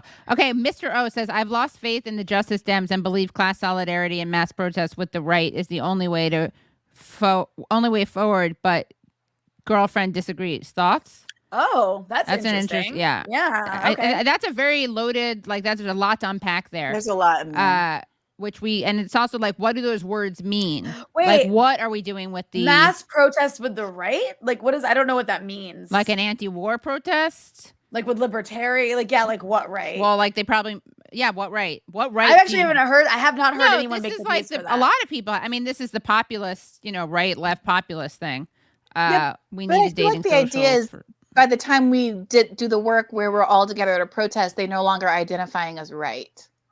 Like I'm going to find someone who maybe voted for a Republican and we're talking about how we agree about war and we agree about Medicare for all, taxes and we agree about Medicare for all, we agree about getting money out of politics, and then we all go to a rally together. It's not like I'm going to this one protest and recruiting people, right? No, but I mean, a lot of people are suggesting this, like, not a lot of people. Some people, I think, would say, no, we should go to the protest before they're converted, which I'm not. I think this is a very complicated question. This is why I'll get accused of red brown. That's a conversion conversation. That's like saying I'm in the process of converting. That's not like I'm just randomly going to the protest, linking my arm through a buckskin pant guy with the hat and saying we're in a union now. Yeah. I think that with all these things, I don't think there's a black and white answer. Like even with Justice Democrats and stuff, like I don't think there's a black and white answer of like you can't work with these people and you can only work with these people. Like I think you have to be open to all of it. I don't agree with Justice Democrats on a lot of things, but like I still think there's certain alliances that can be made on certain issues. And just like I think love how the Justice Dems are like you're fascists. Well, no, like that's because he meant the person who commented mentioned Justice Dems. That's why it's in my mind. Yeah, you're right. It was the same comment. And I guess I would I mean that's like kind of squad politics, right? Like the squad politics. Like I don't, I'm not for like I have a lot of criticism of people in the squad, like a lot, but I still think there's some things that they could certainly be like policy issues they can be useful on that they actually, want to unite on them, and we can recruit, and they have their ear to the ground, and like there are things that they can be pressured on, not force the vote, but like other things. So like I don't know, I'm not into the idea of like you draw a line in the sand and you can never work with people who are in this camp or this camp, because I think that you end up limiting yourself. That said, I think that the bigger problem is that people feel so lost and they don't know where to go. And that is kind of the time we're in right now. It feels like, where do you go? Like, where's the organizing happening? And you look around and it's hard to know where to go. Like, it doesn't feel like it's happening. It feels like the left since Bernie Sanders, since his campaign ended, has been lost and has been kind of scrambling to find their way. And it's like a very difficult moment, I feel like. By the way, this is a good thing. They're just us Dems instead of Justice Dems. Got it? Yes. Sorry, cut off. Also, why does someone in the chat who I won't even say is like, this is unwatchable? It's like, well, why are you watching? No way. Have some, first of all, shut it off.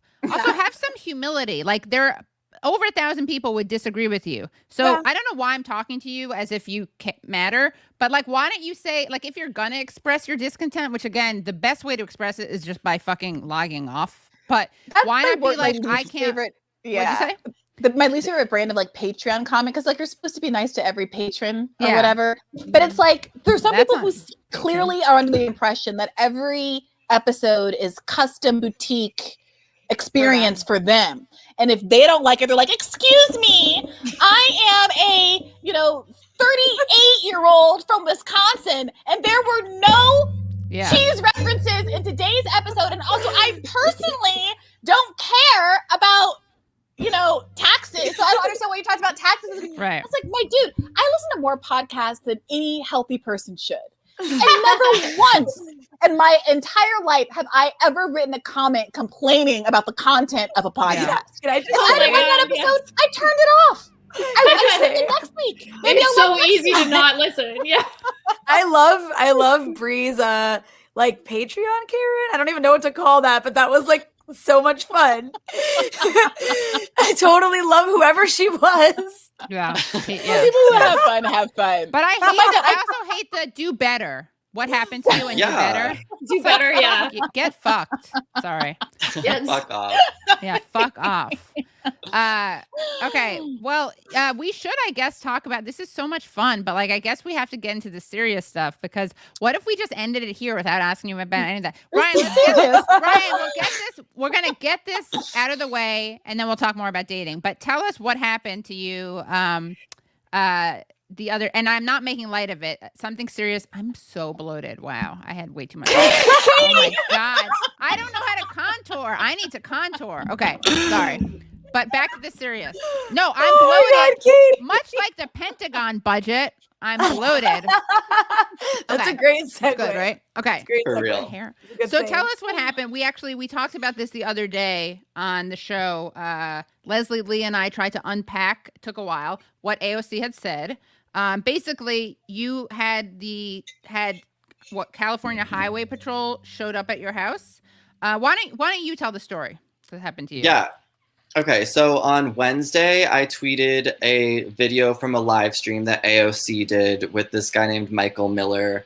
I forget exactly what organization he represents or is the head of, but it was a really disappointing response about Palestine. And as someone who's been on the ground in the West Bank, I was really, for someone who brands themselves as the most progressive member of Congress, I think that this issue should be pretty clear. And you should, at least if you're trying to appeal to liberals, I guess, you should be able to use that Human Rights Watch speak of saying, like Israel's committing human rights abuses every single day against Palestinians. I'm not even asking her to say that Israel's an apartheid state or to support BDS or whatever. Or one state, you don't have, yeah. Exactly. Like, I wasn't even expecting that, but I was just expecting within the first 30 seconds that she would condemn Israel's policies towards Palestinians, because that seems like a pretty bare minimum response. Yeah. Instead, she gave a horrible answer that lasted about 2 minutes. She waited like 2 minutes to say the word Palestinians. Should I show it? We showed It's it so like 3 times the other day. I don't want to. I think everyone's seen it. It's been so watched. I can't watch it anymore. Okay, yeah. It's like it makes me angry. Yeah. Sorry. And it's also just poorly worded. It's really poorly worded. And I could have worded my response in a way stronger way. I could have said that it was insulting to Palestinians, because it is.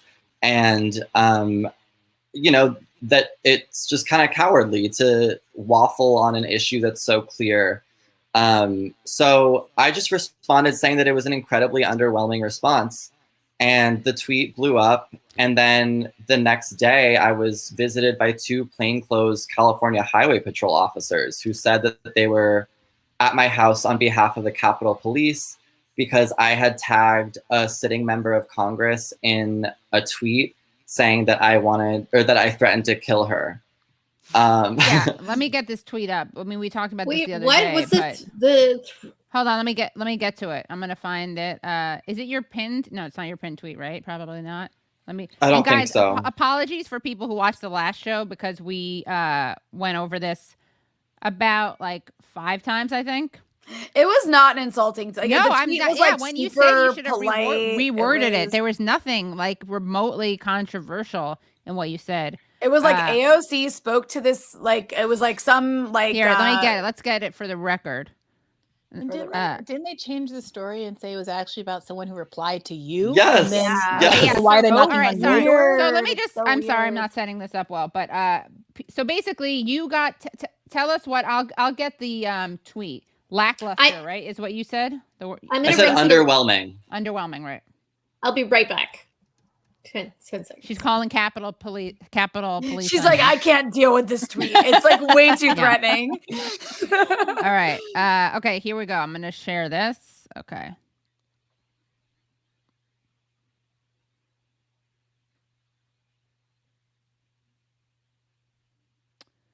Okay. Here we go. Human Rights Watch Watcher. That's a great name. Okay, here we are. There it is. So I typically don't really tag politicians in my tweets, just because I don't know. just don't do that. But I did this time because I thought that maybe she would be able to see it actually and see that I was really disappointed with this response and that a lot of people were. And I'm sure she did. But yeah, Apparently a day did, later, right? yeah, a day later, I had these officers show up at my house and ask me a bunch of really invasive questions. And yeah, it was so a you really hear that, what bizarre happens? situation. You get a knock on the door. Like what happens? Can you just walk I was us through it? Yeah, I was outside in front of my apartment and I was waiting for a Postmates order. I see two heads bobbing up and down on the other side of the gate.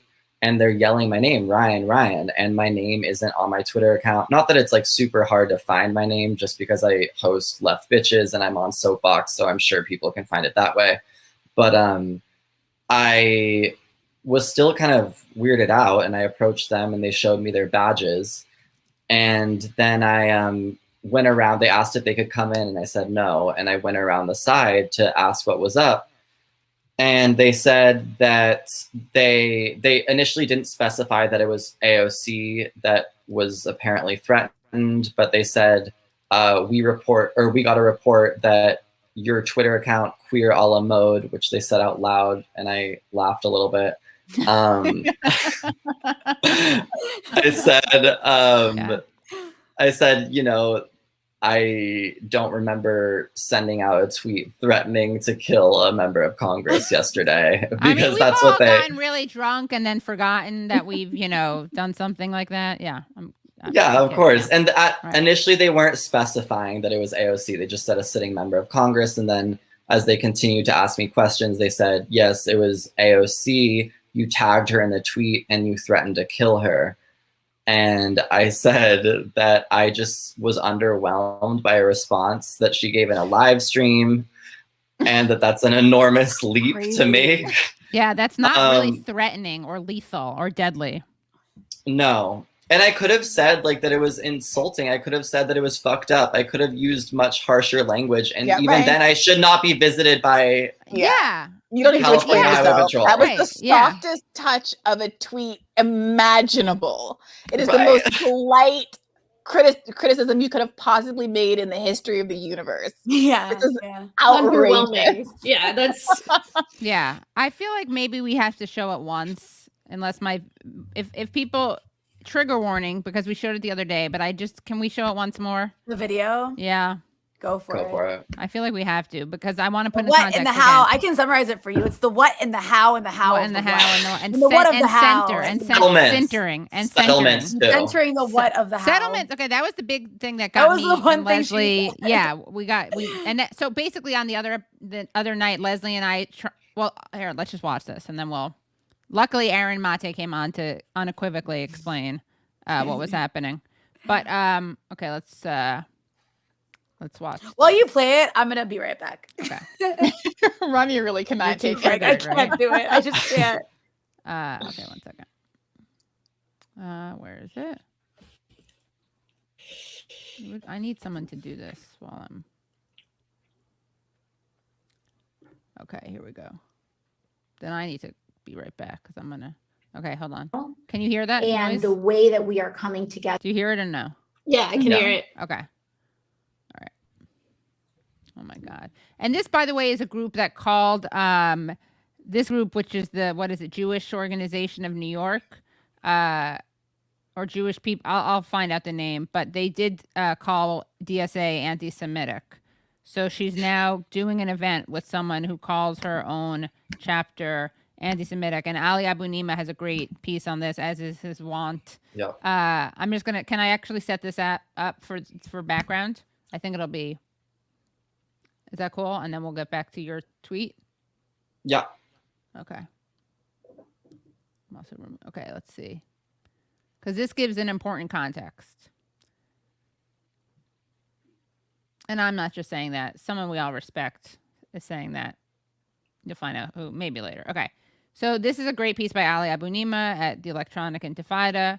So when AOC won an upset primary victory in June 2018, it came as a breath of fresh air for supporters of Palestinian rights. The month before she unseated a senior member of the Democratic Party, she'd expressed her solidarity with unarmed Palestinians being gunned down by Israeli snipers as they protested in the besieged Gaza Strip. This is a massacre, she tweeted. I remember that. This is a massacre, she tweeted on the day Israeli soldiers killed some 60 Palestinians. I hope my peers have the moral courage to call it such.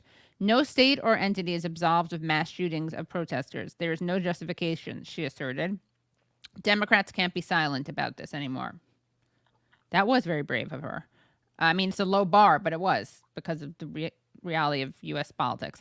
What a difference 3 years and 2 elections to Congress make. On April 1st, Ocasio-Cortez did an online event with the Jewish Community Relations Council of New York, her first meeting with the Israel lobby group. The event might have gone unnoticed, but for a tweet on Wednesday from left-wing activist and journalist Ryan Wentz, gently criticizing her incredibly underwhelming response to a question about peace, both between Israelis and Palestinians. And then he links to your thing. Ocasio-Cortez's vacuous word salad of an answer, which completely failed to address Israel's violence against Palestinians or call for accountability, went viral with thousands of responses and tweets mocking it. Including, of course, Ali's. So, in a deeply disturbing development, Wentz was tracked down at his Los Angeles home on Thursday by California State Police after he posted the video. They were acting at the behest of the U.S. Capitol Police. Wentz told the publication The Gray Zone, the officer said, "We got a warning about a sitting member of Congress, and it was because of your tweet, which tagged them in it, and then they just wouldn't back down from the accusation that I threatened to kill her." Ocasio-Cortez's office has denied reporting Wentz's tweet to the Capitol Police, though the episode is raising alarms about increasing police state-style censorship of U.S. online discourse. Ocasio-Cortez has been in the forefront of calls for online speech policing and censorship. So, yeah, I mean, I think there's a lot more in there, but I think that's enough just to get the background of who these people were that she was even talking to. I mean, what's significant is she was talking to people who called the DSA, which endorsed her, right, of which she's a member, anti-Semitic, which is something Max Blumenthal mentioned. Okay, so back to your story. I just wanted to give some context. Yeah. Oh, I'm back. Yeah. Okay, so they showed up, and then did you immediately know what tweet they were talking about? No, because they just said that I threatened to kill a member of Congress, and I didn't even think about that tweet because it was so mild. It didn't even cross my mind, and then eventually they specified that it was AOC that I had tagged in the tweet and that it was a tweet from the day before. And that's when it all became clear to me that it was because of that tweet. And then they proceeded to ask a bunch of really invasive personal questions about my mental health, whether I have family living around here, what my politics are, what I do for work, and a number of other really personal questions that, I responded, I'm not going to answer you unless I have a lawyer next to me. They asked if I have guns. I said no. And they asked if I have any intention to kill a sitting member of Congress, and I said no. And I just tried to make that as clear as possible because I wanted them to stop harassing me. But that's pretty much, it was about 10 minutes. And they insinuated that I should look into if anyone hacked into my account and I should change my password because they were so convinced that I was the one who threatened to kill AOC. So yeah, that's the interaction that went down on Thursday. And Farah points out, threat of such a knock at the door is enough for most to self-censor, which I think is important to say. Yeah. So also, like, I thought it was interesting that that AOC denied that she or her office had anything to do with it, and there was also a few. Like, Ryan, I know you had told me someone had reached out to you being like, oh, the Capitol Police showed up at my door over a tweet about a congressperson where they were like, I want to kick this congressperson's ass. And the Capitol Police had shown up. Somebody else had tweeted that the FBI had showed up at their house in recent days over a mean tweet about Ted Cruz. So my theory on this, we still don't know what happened. I know there's a lot of journalists looking into it, but my theory on this is that this is part of like a broader expansion of power of the Capitol Police, like after January 6th, where they, you know, they botched it so bad. Like all of this riot was planned on Twitter. It was planned online on these social media apps, and they were unprepared. And they were mocked and also criticized around the country and by people in power. So it seems to me this is like a new disturbing level that we should all be very concerned about, of trying to, you know, go after tweets. Like, it's really frightening, actually, what happened.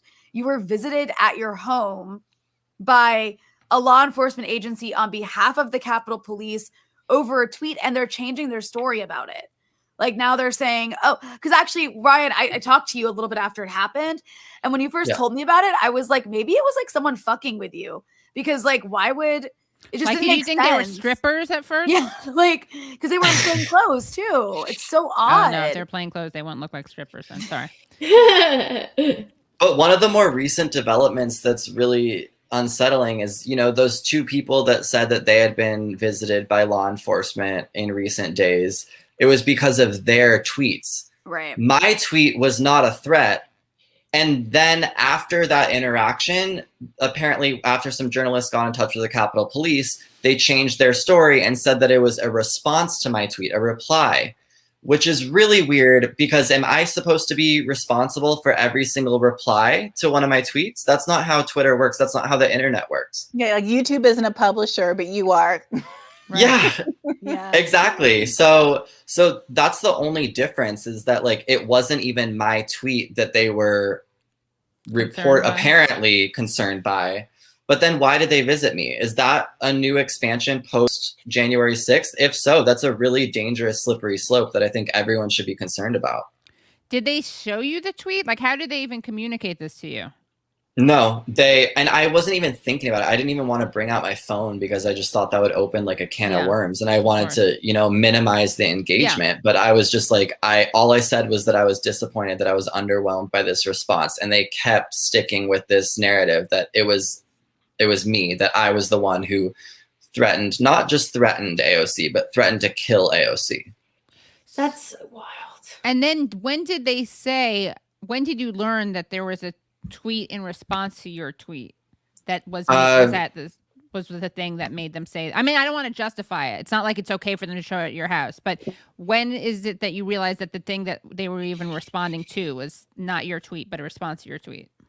Yeah, it was about a day later, and I think it was because Ryan Grimm tweeted something about hearing from the Capitol Police that they claimed that it was because of a reply, but I still just have so many questions, you know? Also, that tweet has conveniently been taken down. No one even knows what the tweet, like they're saying that another tweet is the reason, but no one. What if it didn't even exist? Yeah. Right. I mean, we don't even know what the offending tweet was. We never saw it. No. Mm-mm. No. There's no they said it's been taken off of Twitter. That's all they said, is it's been taken off of Twitter. It's just a really odd story. To be fair, like, I mean, that doesn't surprise me. It's not, I think it's a dangerous but then thing, why were the it's police pretty compatible. Why were the police like, why is Ryan, like, think of all the crazy people who reply to your tweets and say, fuck I know, that shit. yeah. Are you also liable all of for that it now? And all the screen grabbing that happens on Twitter, you're telling me that someone said that's something true, really right. inflammatory about And AOC. no one screen grabbed it? No one screen grabbed it? Come on, people screen. I know. Sometimes I get pissed off at like 4 o'clock in the morning at some reply guy, and I rattle off a tweet real quick that I shouldn't do, and I delete it immediately. And someone always manages. Yeah. It's like there's a person. Yeah, but dedicated. you have a big Twitter platform. This is a rando. People won't be watching. So I will say the other thing about this that I was like, what the hell, as I was watching this unfold after Ryan tweeted about it, was there was like a lot of people who were accusing Ryan of lying. And what I will say about Ryan tweeted, he did a Twitter thread about this. And I thought you were very kind to AOC in your Twitter thread. And you never said she's the one who called the police on you. And you specifically said, I recognize she gets targeted with a lot of awful threats. And like, I get that. But like, I really hope she looks into this this is disturbing. I thought you were super polite and like civil about it. And then there was all of these people who really love her who were accusing Ryan of making it up and of being like a CIA agent trying to like make AOC look bad, like just crazy shit that I'm like, you guys got to get over this cult of personality stuff and see the bigger picture here. This is really disturbing. Like it literally doesn't matter where you stand ideologically, almost like, do you really want people being visited by the police over their opinions on Twitter? Like it's as basic as that. Well, I think that's mild opinion in the world. Like, excuse me, sir. I was underwhelmed. Yeah. It is the most, that's what's funny. It's like, it could not be more like it could not be milder. Meanwhile, Brie, you and I, that person was like, people are gonna, what did that person say about us? Well, I don't want things are happening to us. Or like, we're gonna have some feels or something. We're gonna be going through some things. Yeah. This like weird K-Hive person said that on Twitter. I didn't call the police. And Marianne Williamson was on the hit list, so it was an attack against and say not a sitting congresswoman, but a presidential candidate. Yeah. And it's also such bullshit because like we know after the Capitol riots that the law enforcement agencies were sending out messages saying, if you know anything about these people, turn them in or flag them, whatever. They showed up at my house in a day. And I said I was underwhelmed. That's so polite. Yeah. Maybe it means something we don't realize. They are really, maybe it's a code. Maybe that's a code word that we just don't know about. I kind of want to take it at face value for a second and just imagine like that everyone who is feeling a little underwhelmed is actually wanting to commit murder. You know, just like, there's going to so be underwhelmed I have to kill this person. There's going to be such a roundup, guys. No one will be safe. I mean, every meeting over a body with blood in their hands, and you look up and say, "What happened?" And you just say, "I was underwhelmed." Every C-list actor is gonna go. Yeah. And like you put the guy's name out there, which is fine. Then you say, I assume this is the tweet they were talking about where I lightly criticized AOC for a disappointing answer in response to a question about Palestine, Israel. This is completely outrageous. I was visited by two police at my home over a harmless tweet about AOC. I felt scared, intimidated, and violated. They knew my name and where I live. It was done on behalf of a congresswoman who advocates against police state tactics. I'd really appreciate it if AOC could look into this. I recognize she probably receives a lot of threats, but I shouldn't be harassed by police for critiquing her policies. I frankly feel very unsafe in my home right now. That's a pretty scary thing. And okay, so here's Ryan's thing. Sorry, Ryan Graham writes that police did show up at this person's door over a post about AOC is confirmed. The open question is who sent them and why. If AOC was actually responsible for and denied it, the Capitol Police would eagerly out her. So her denial has serious credibility. Okay. The animosity between her and the Capitol Police after January 6th is widely known. Capitol Police confirms it was not from AOC. Ryan Grimm wants you to know that AOC did not call this in. Yeah. He's like very adamant. Didn't the Capitol Police statement say that the congressional office called it in? No, they said that they neither heard it. They are claiming that neither her nor her office. Because I was thinking maybe someone from her office. One of the statements definitely said, in a generalized sense, we often respond to claims from congressional offices. But then after that, I read the same statement. And I'm pretty sure after that it said, but we didn't receive this from her or her office, which I was surprised by because I really did think it was probably someone in her office. Right. And maybe it was. I mean, maybe, I don't know. Maybe it was someone from her office. I could totally see that happening because the underwhelmed tweet did go viral. It made her look really bad to her base, right? Who's pretty, I mean, her base is quite pro-Palestinian human rights. So it wasn't a very satisfactory answer for really anybody who cares about that issue.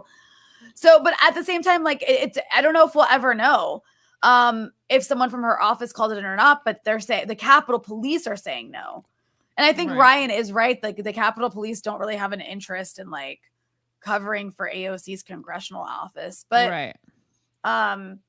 But again, if that But I would like for her to condemn it. Yeah, did she condemn it? Has she condemned it?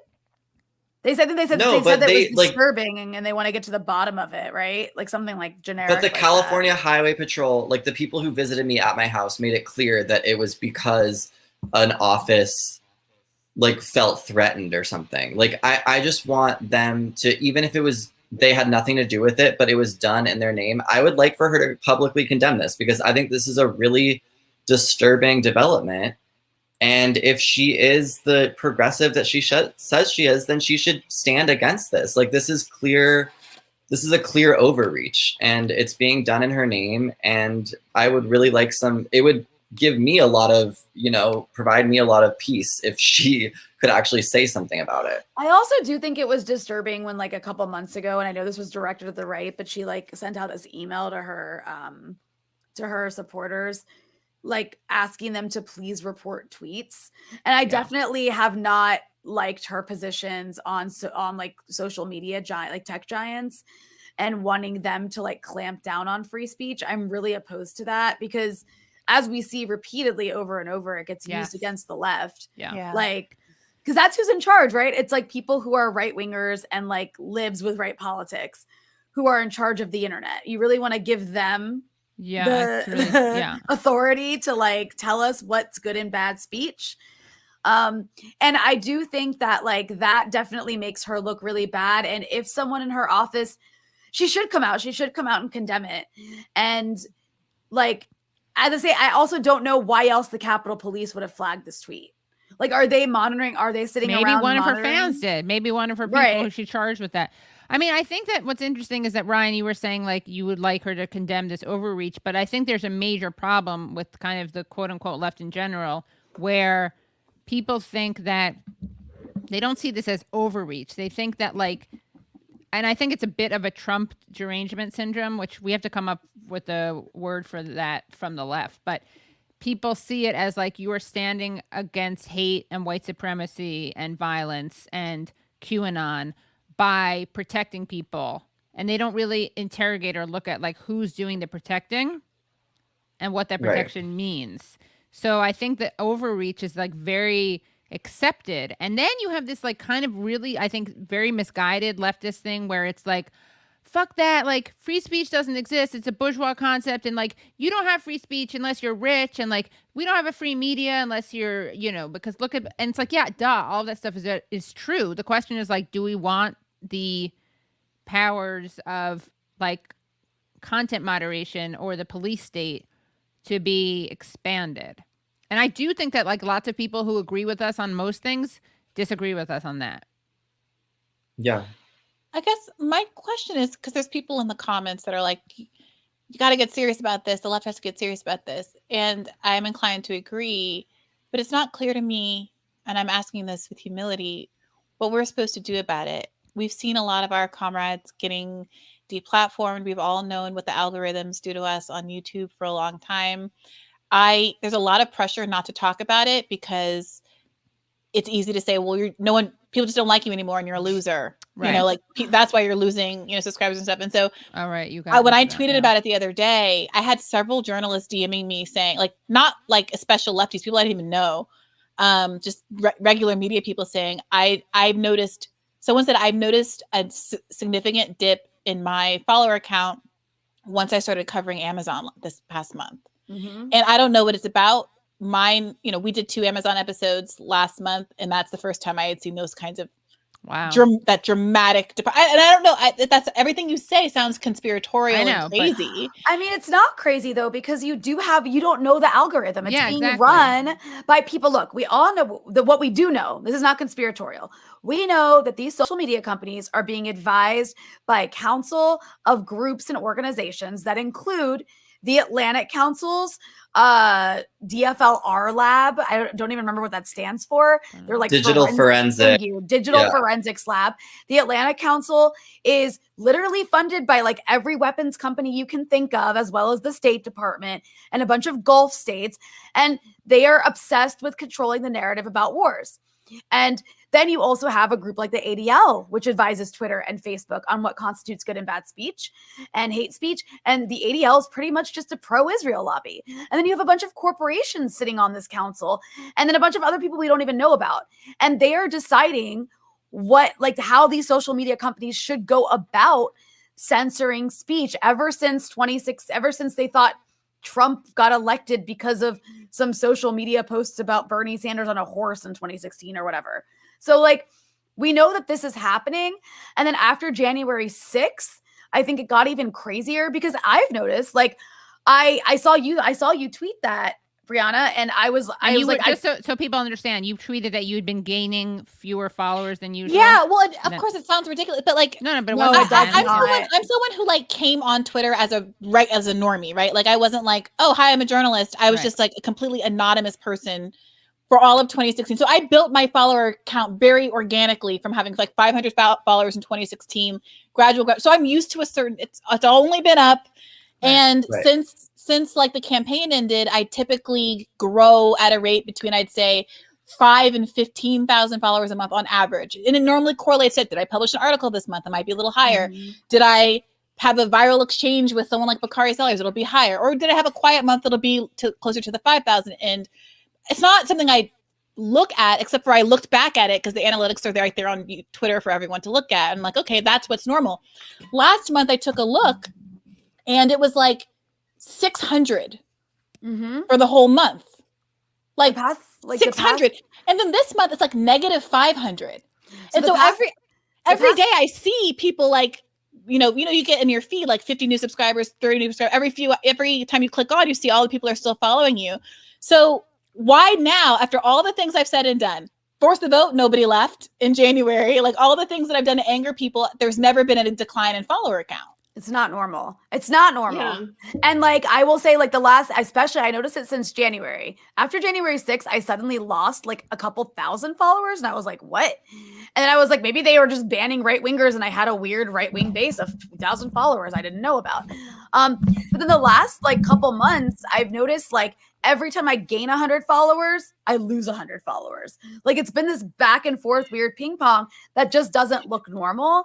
And I don't know if I don't think it's conspiratorial to suggest you're on a list of some sort, or you pissed off the wrong people. You pissed off Amazon. You pissed off Jack started following me like 2 months before this happened. Really?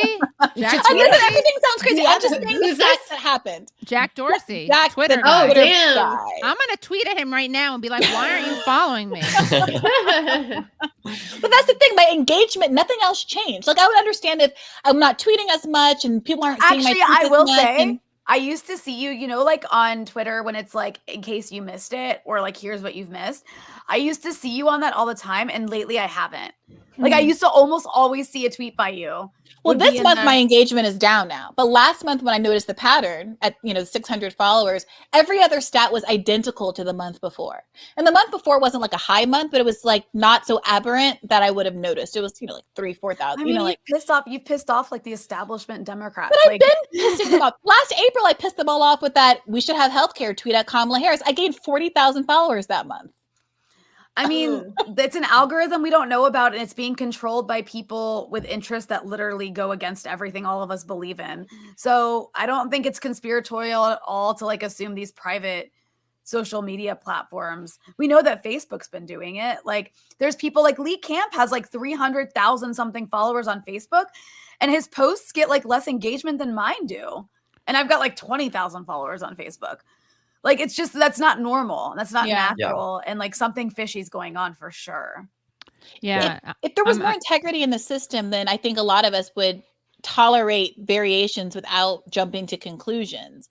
Right. But when you know what's going on, to your point, Rania, about all of the conversations that have been going on and all of what we know about who's advising whom and what the interests are and the stakeholders are, it feels naive not to start to have these questions. And it's awkward and it's difficult. Like nobody wants to, like there's people in the comments that are like, why do you care? Why are you looking at your engagement? Like, what kind of leftist are you that you're not invested in the possibility of this being real? Right. You know what I mean? When someone like, I'm if this is like normal and it's just people, I would be glad to know that this is just people not liking my content anymore and going away. I'd be thrilled to know that's the case. It doesn't make me feel good to think that there are like the powers that be invisible handing all of social media behind. Like, I hate that notion. I would love there not to be some kooky old Oz type figure behind a curtain somewhere pulling the puppet string. Wizard. Yeah, the wizard. Yeah. What no, that's not normal. What you described is completely, like, you don't go from tens of thousands of new followers a month to negative. Like, that doesn't make in any 1 sense. month, not gradually over time, like this. That's not normal. That's not normal. Wow. So so you want, what's your ask of AOC or of the Capitol Hill police or the chips, or you have any? I mean, I just want to get to the bottom of it. Like, it's so frustrating now seeing how the story has moved. You know, it was first covered by the left and then it moved on to the right. And now the right liberals are touching it now, a little delayed, and they're saying that it's fake. And they're saying, you know, that I'm a Russian operative, disinformation operative who's just doing this to divide people. Welcome, join the club. Guess I'm part of it now, but divide people with free healthcare. I love to be a Russian operative. I mean, well, can we talk about we might as well talk about can you talk about Soapbox? Yeah, just Soapbox I work at Soapbox, and it's where Rania used to work. We are former colleagues, and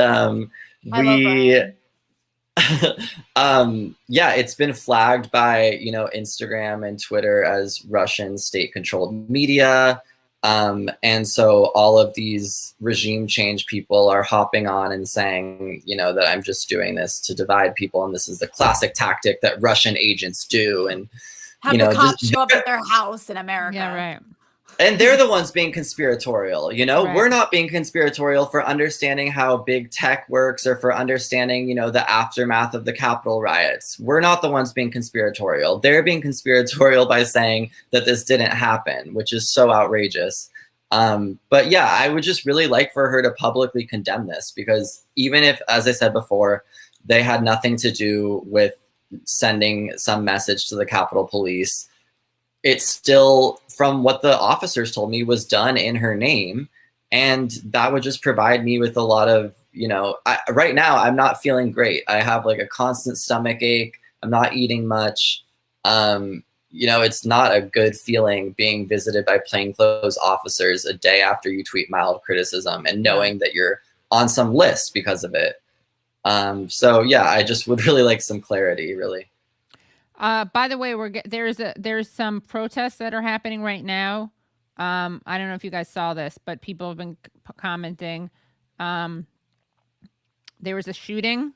Did you see this? Let me just share this. Is that okay? Yep. A police shooting? Yeah, just because we're talking about tweet. Yeah, so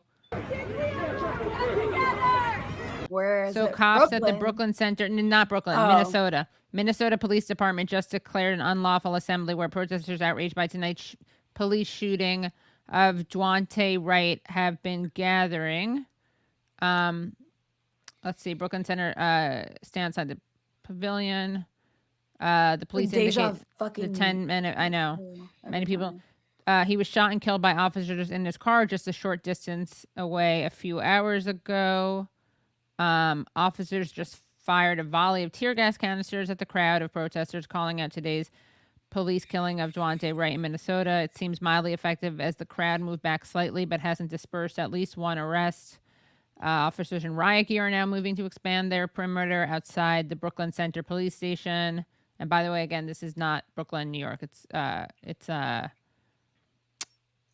Minnesota. So it's near where Derek Chauvin is on trial in the death of George Floyd. So here's the here's the. I'm trying to. It's just 10 miles north of Minneapolis, this area that this happened in. Wow. So here's the. Right. Check out our Twitter feed for a little bit more clips and stuff if you're watching on YouTube or Facebook. And thank you all for being kind to each other in the stream comments. It's another undelightful situation, another family in pain, another community in pain. Anger and grief fills the air, along with the physically felt repressive forces of the police.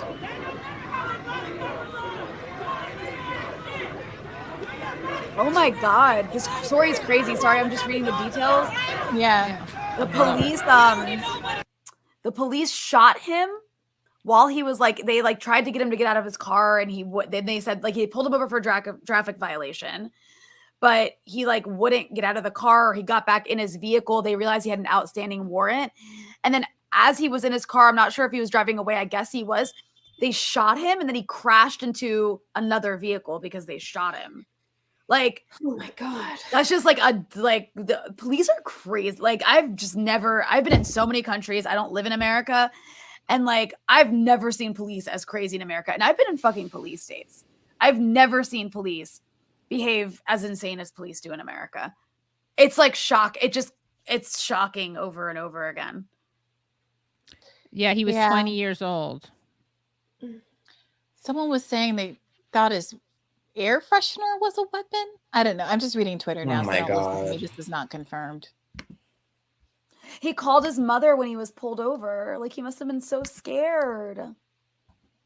He told his mother the police pulled him over for air fresheners hanging in the mirror. Oh my God. He was driving with his girlfriend. Wow. Yeah, air fresheners hanging from his rear view mirror. The fuck? He has a 2-year-old. Yeah, they have it. I'll share the Grio article.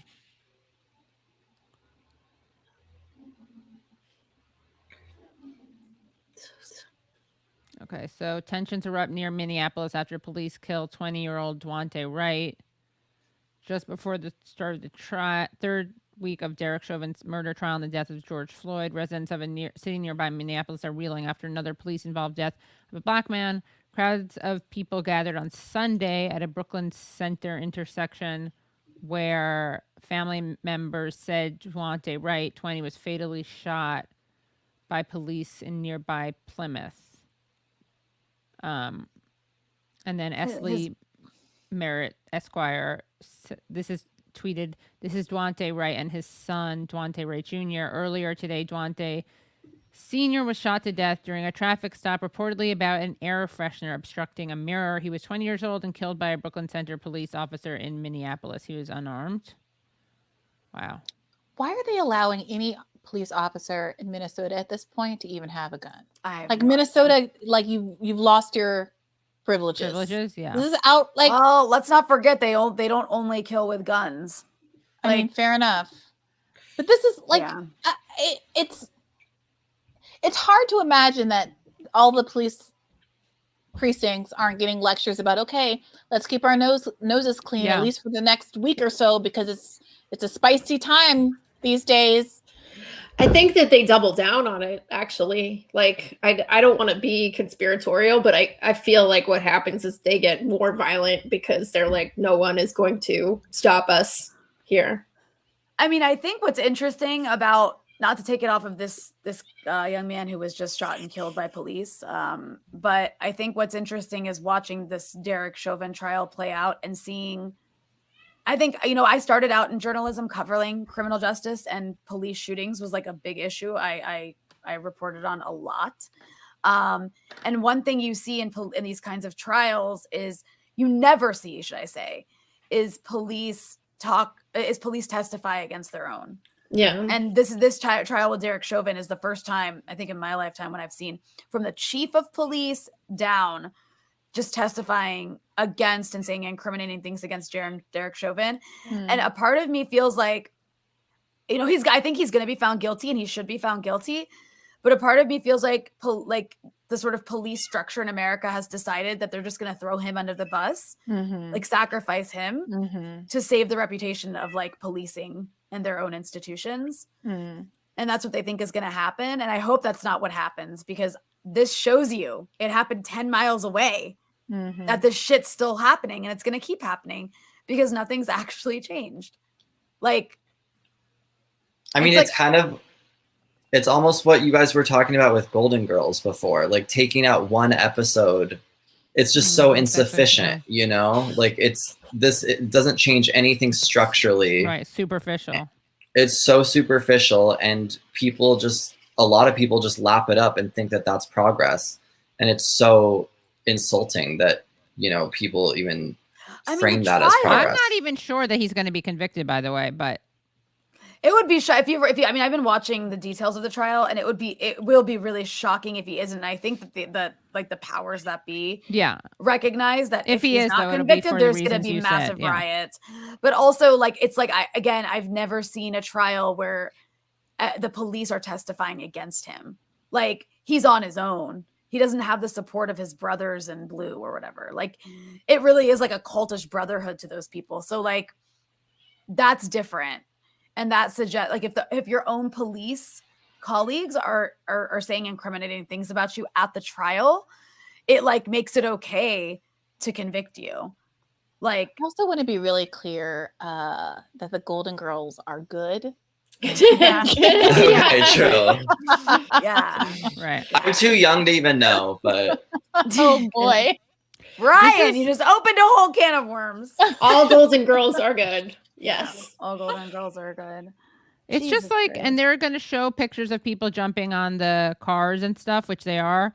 And it's like, I mean, what else are you supposed to do? I mean, I was going to say, like, it's like people forget, like, when you see people jumping on cars, a police car, these are people who are not paid to keep law and order. These are civilians who are responding to, like, the state-sanctioned murder of unarmed people. Which, yeah, it's like that it's really frustrating because this always happens.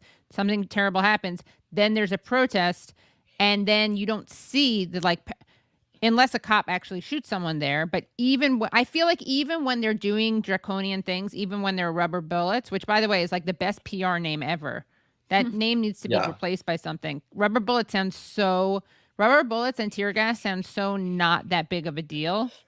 And they are, and you can be killed. Kill you. Yeah. Both of those things can kill you. But, you know, they show the response, which is, like, understandable. And I think I guess I'm just talking about certain people who aren't sensitive to this stuff, but they see a bunch of people and not that many cops, or they see a bunch of people and the cops there and they're like, oh, they're just trying to defend themselves. And it's like really hard, I think, to show. Well, yeah, it's easy to show a bunch of people breaking the car windows of police cars without any context. Like, what happened before that? Oh, you killed a human being for no fucking reason. Like, you just murdered someone, and that made people really angry. Like, rightfully so. It's like with Israel Palestine. Like, like they'll just like show you the aftermath of like Palestinians like throwing rocks at these like heavily armed Israeli soldiers in their tanks, which is already kind of like, well, yeah, it's a tank. Like, a rock isn't gonna hurt it. But that said, like, yeah, it's because they like killed a child. They like shot and killed a child. Like, people are really angry, and you have to understand that context. But also, like, I don't even know. Like, it's just the same shit every time. And it's actually really annoying to watch how it's being reported, because media outlets do this every time. They always like just open with what the police say happened. Like, I had to read to the very bottom of this New York Times article to see the thing about the air freshener. Right. Because the rest of it was a police statement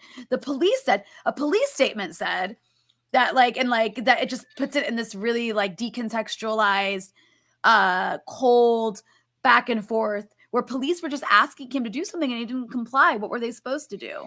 It's like, after everything that we've seen, you know, in recent years, from Ferguson to Baltimore to last year with George Floyd, like, you think the media would get a little better about reporting in the aftermath of something like this. And instead it still opens with the police said, and then I have to go to the bottom to hear what his mom said. I didn't go to journalism school, so maybe this is the thing.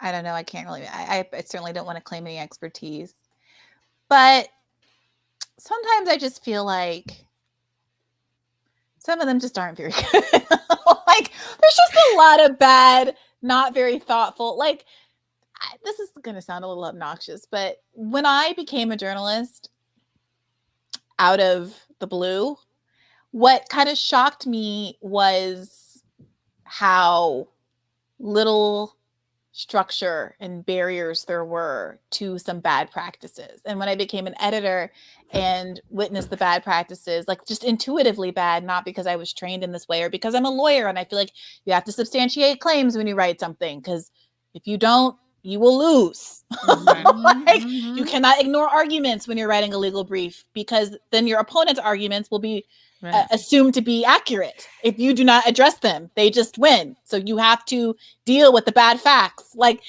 so I just, it boggles my mind to this day how much of the problem is just bad journalism. And I guess bad editors too, because some of these young people, like, they just need tutelage and I don't know who's doing it.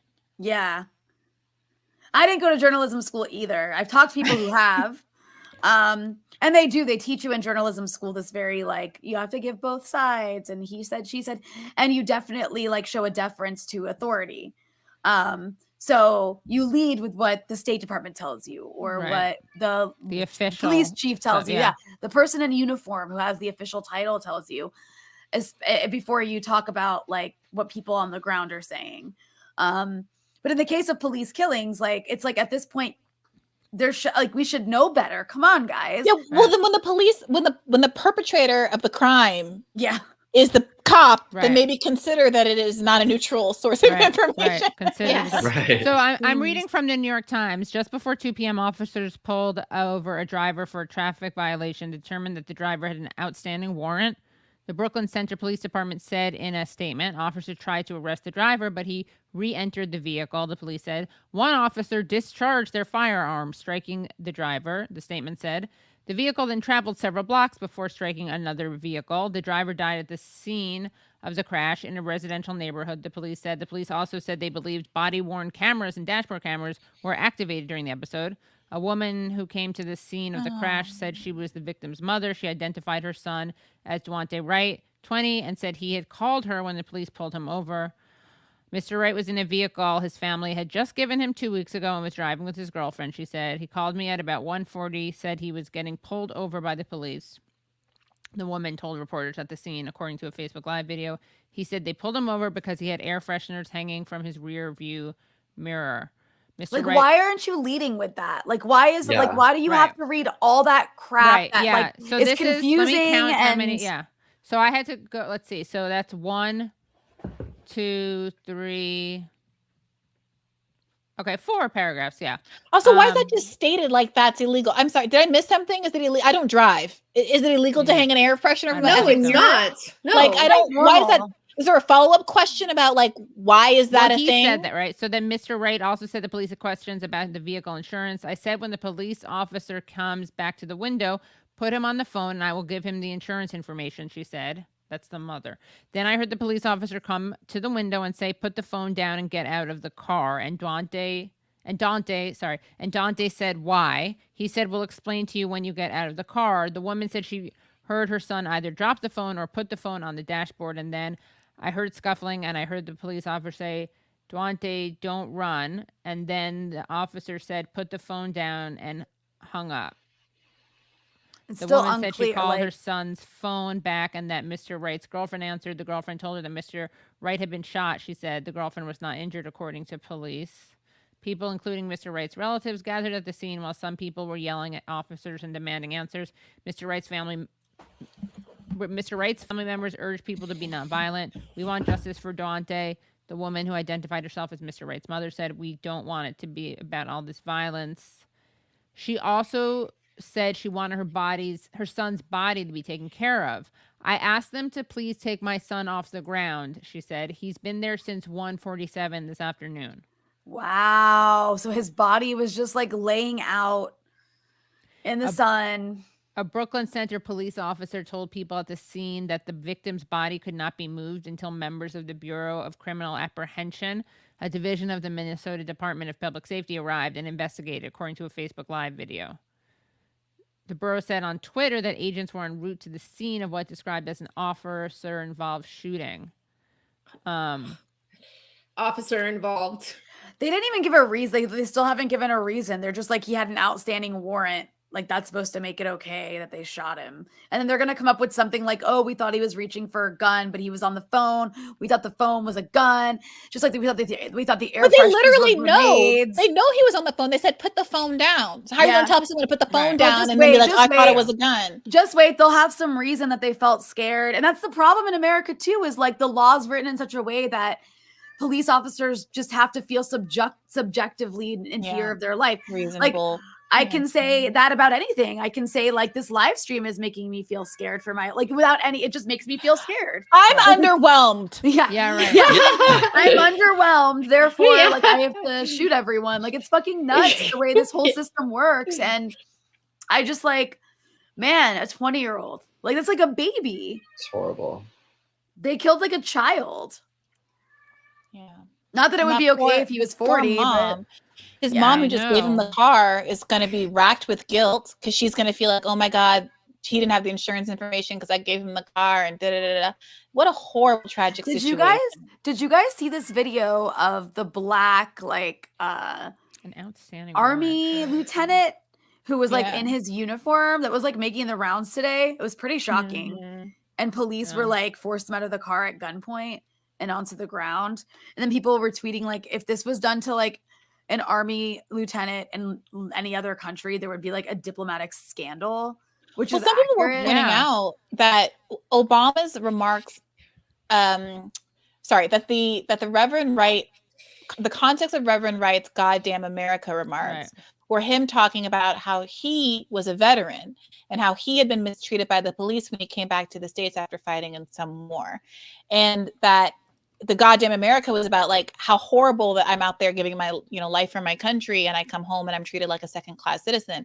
And so that puts Obama's comments about throwing him, Reverend Wright, under the bus, and then his subsequent comments about Colin Kaepernick and making it some issue of wanting to respect veterans in kind of completely absurd context, because obviously it's not about respecting the rights of veterans, because you don't care if a veteran is asked to cry and crawl around on the ground at a gas station with all the cigarette butts and petrol.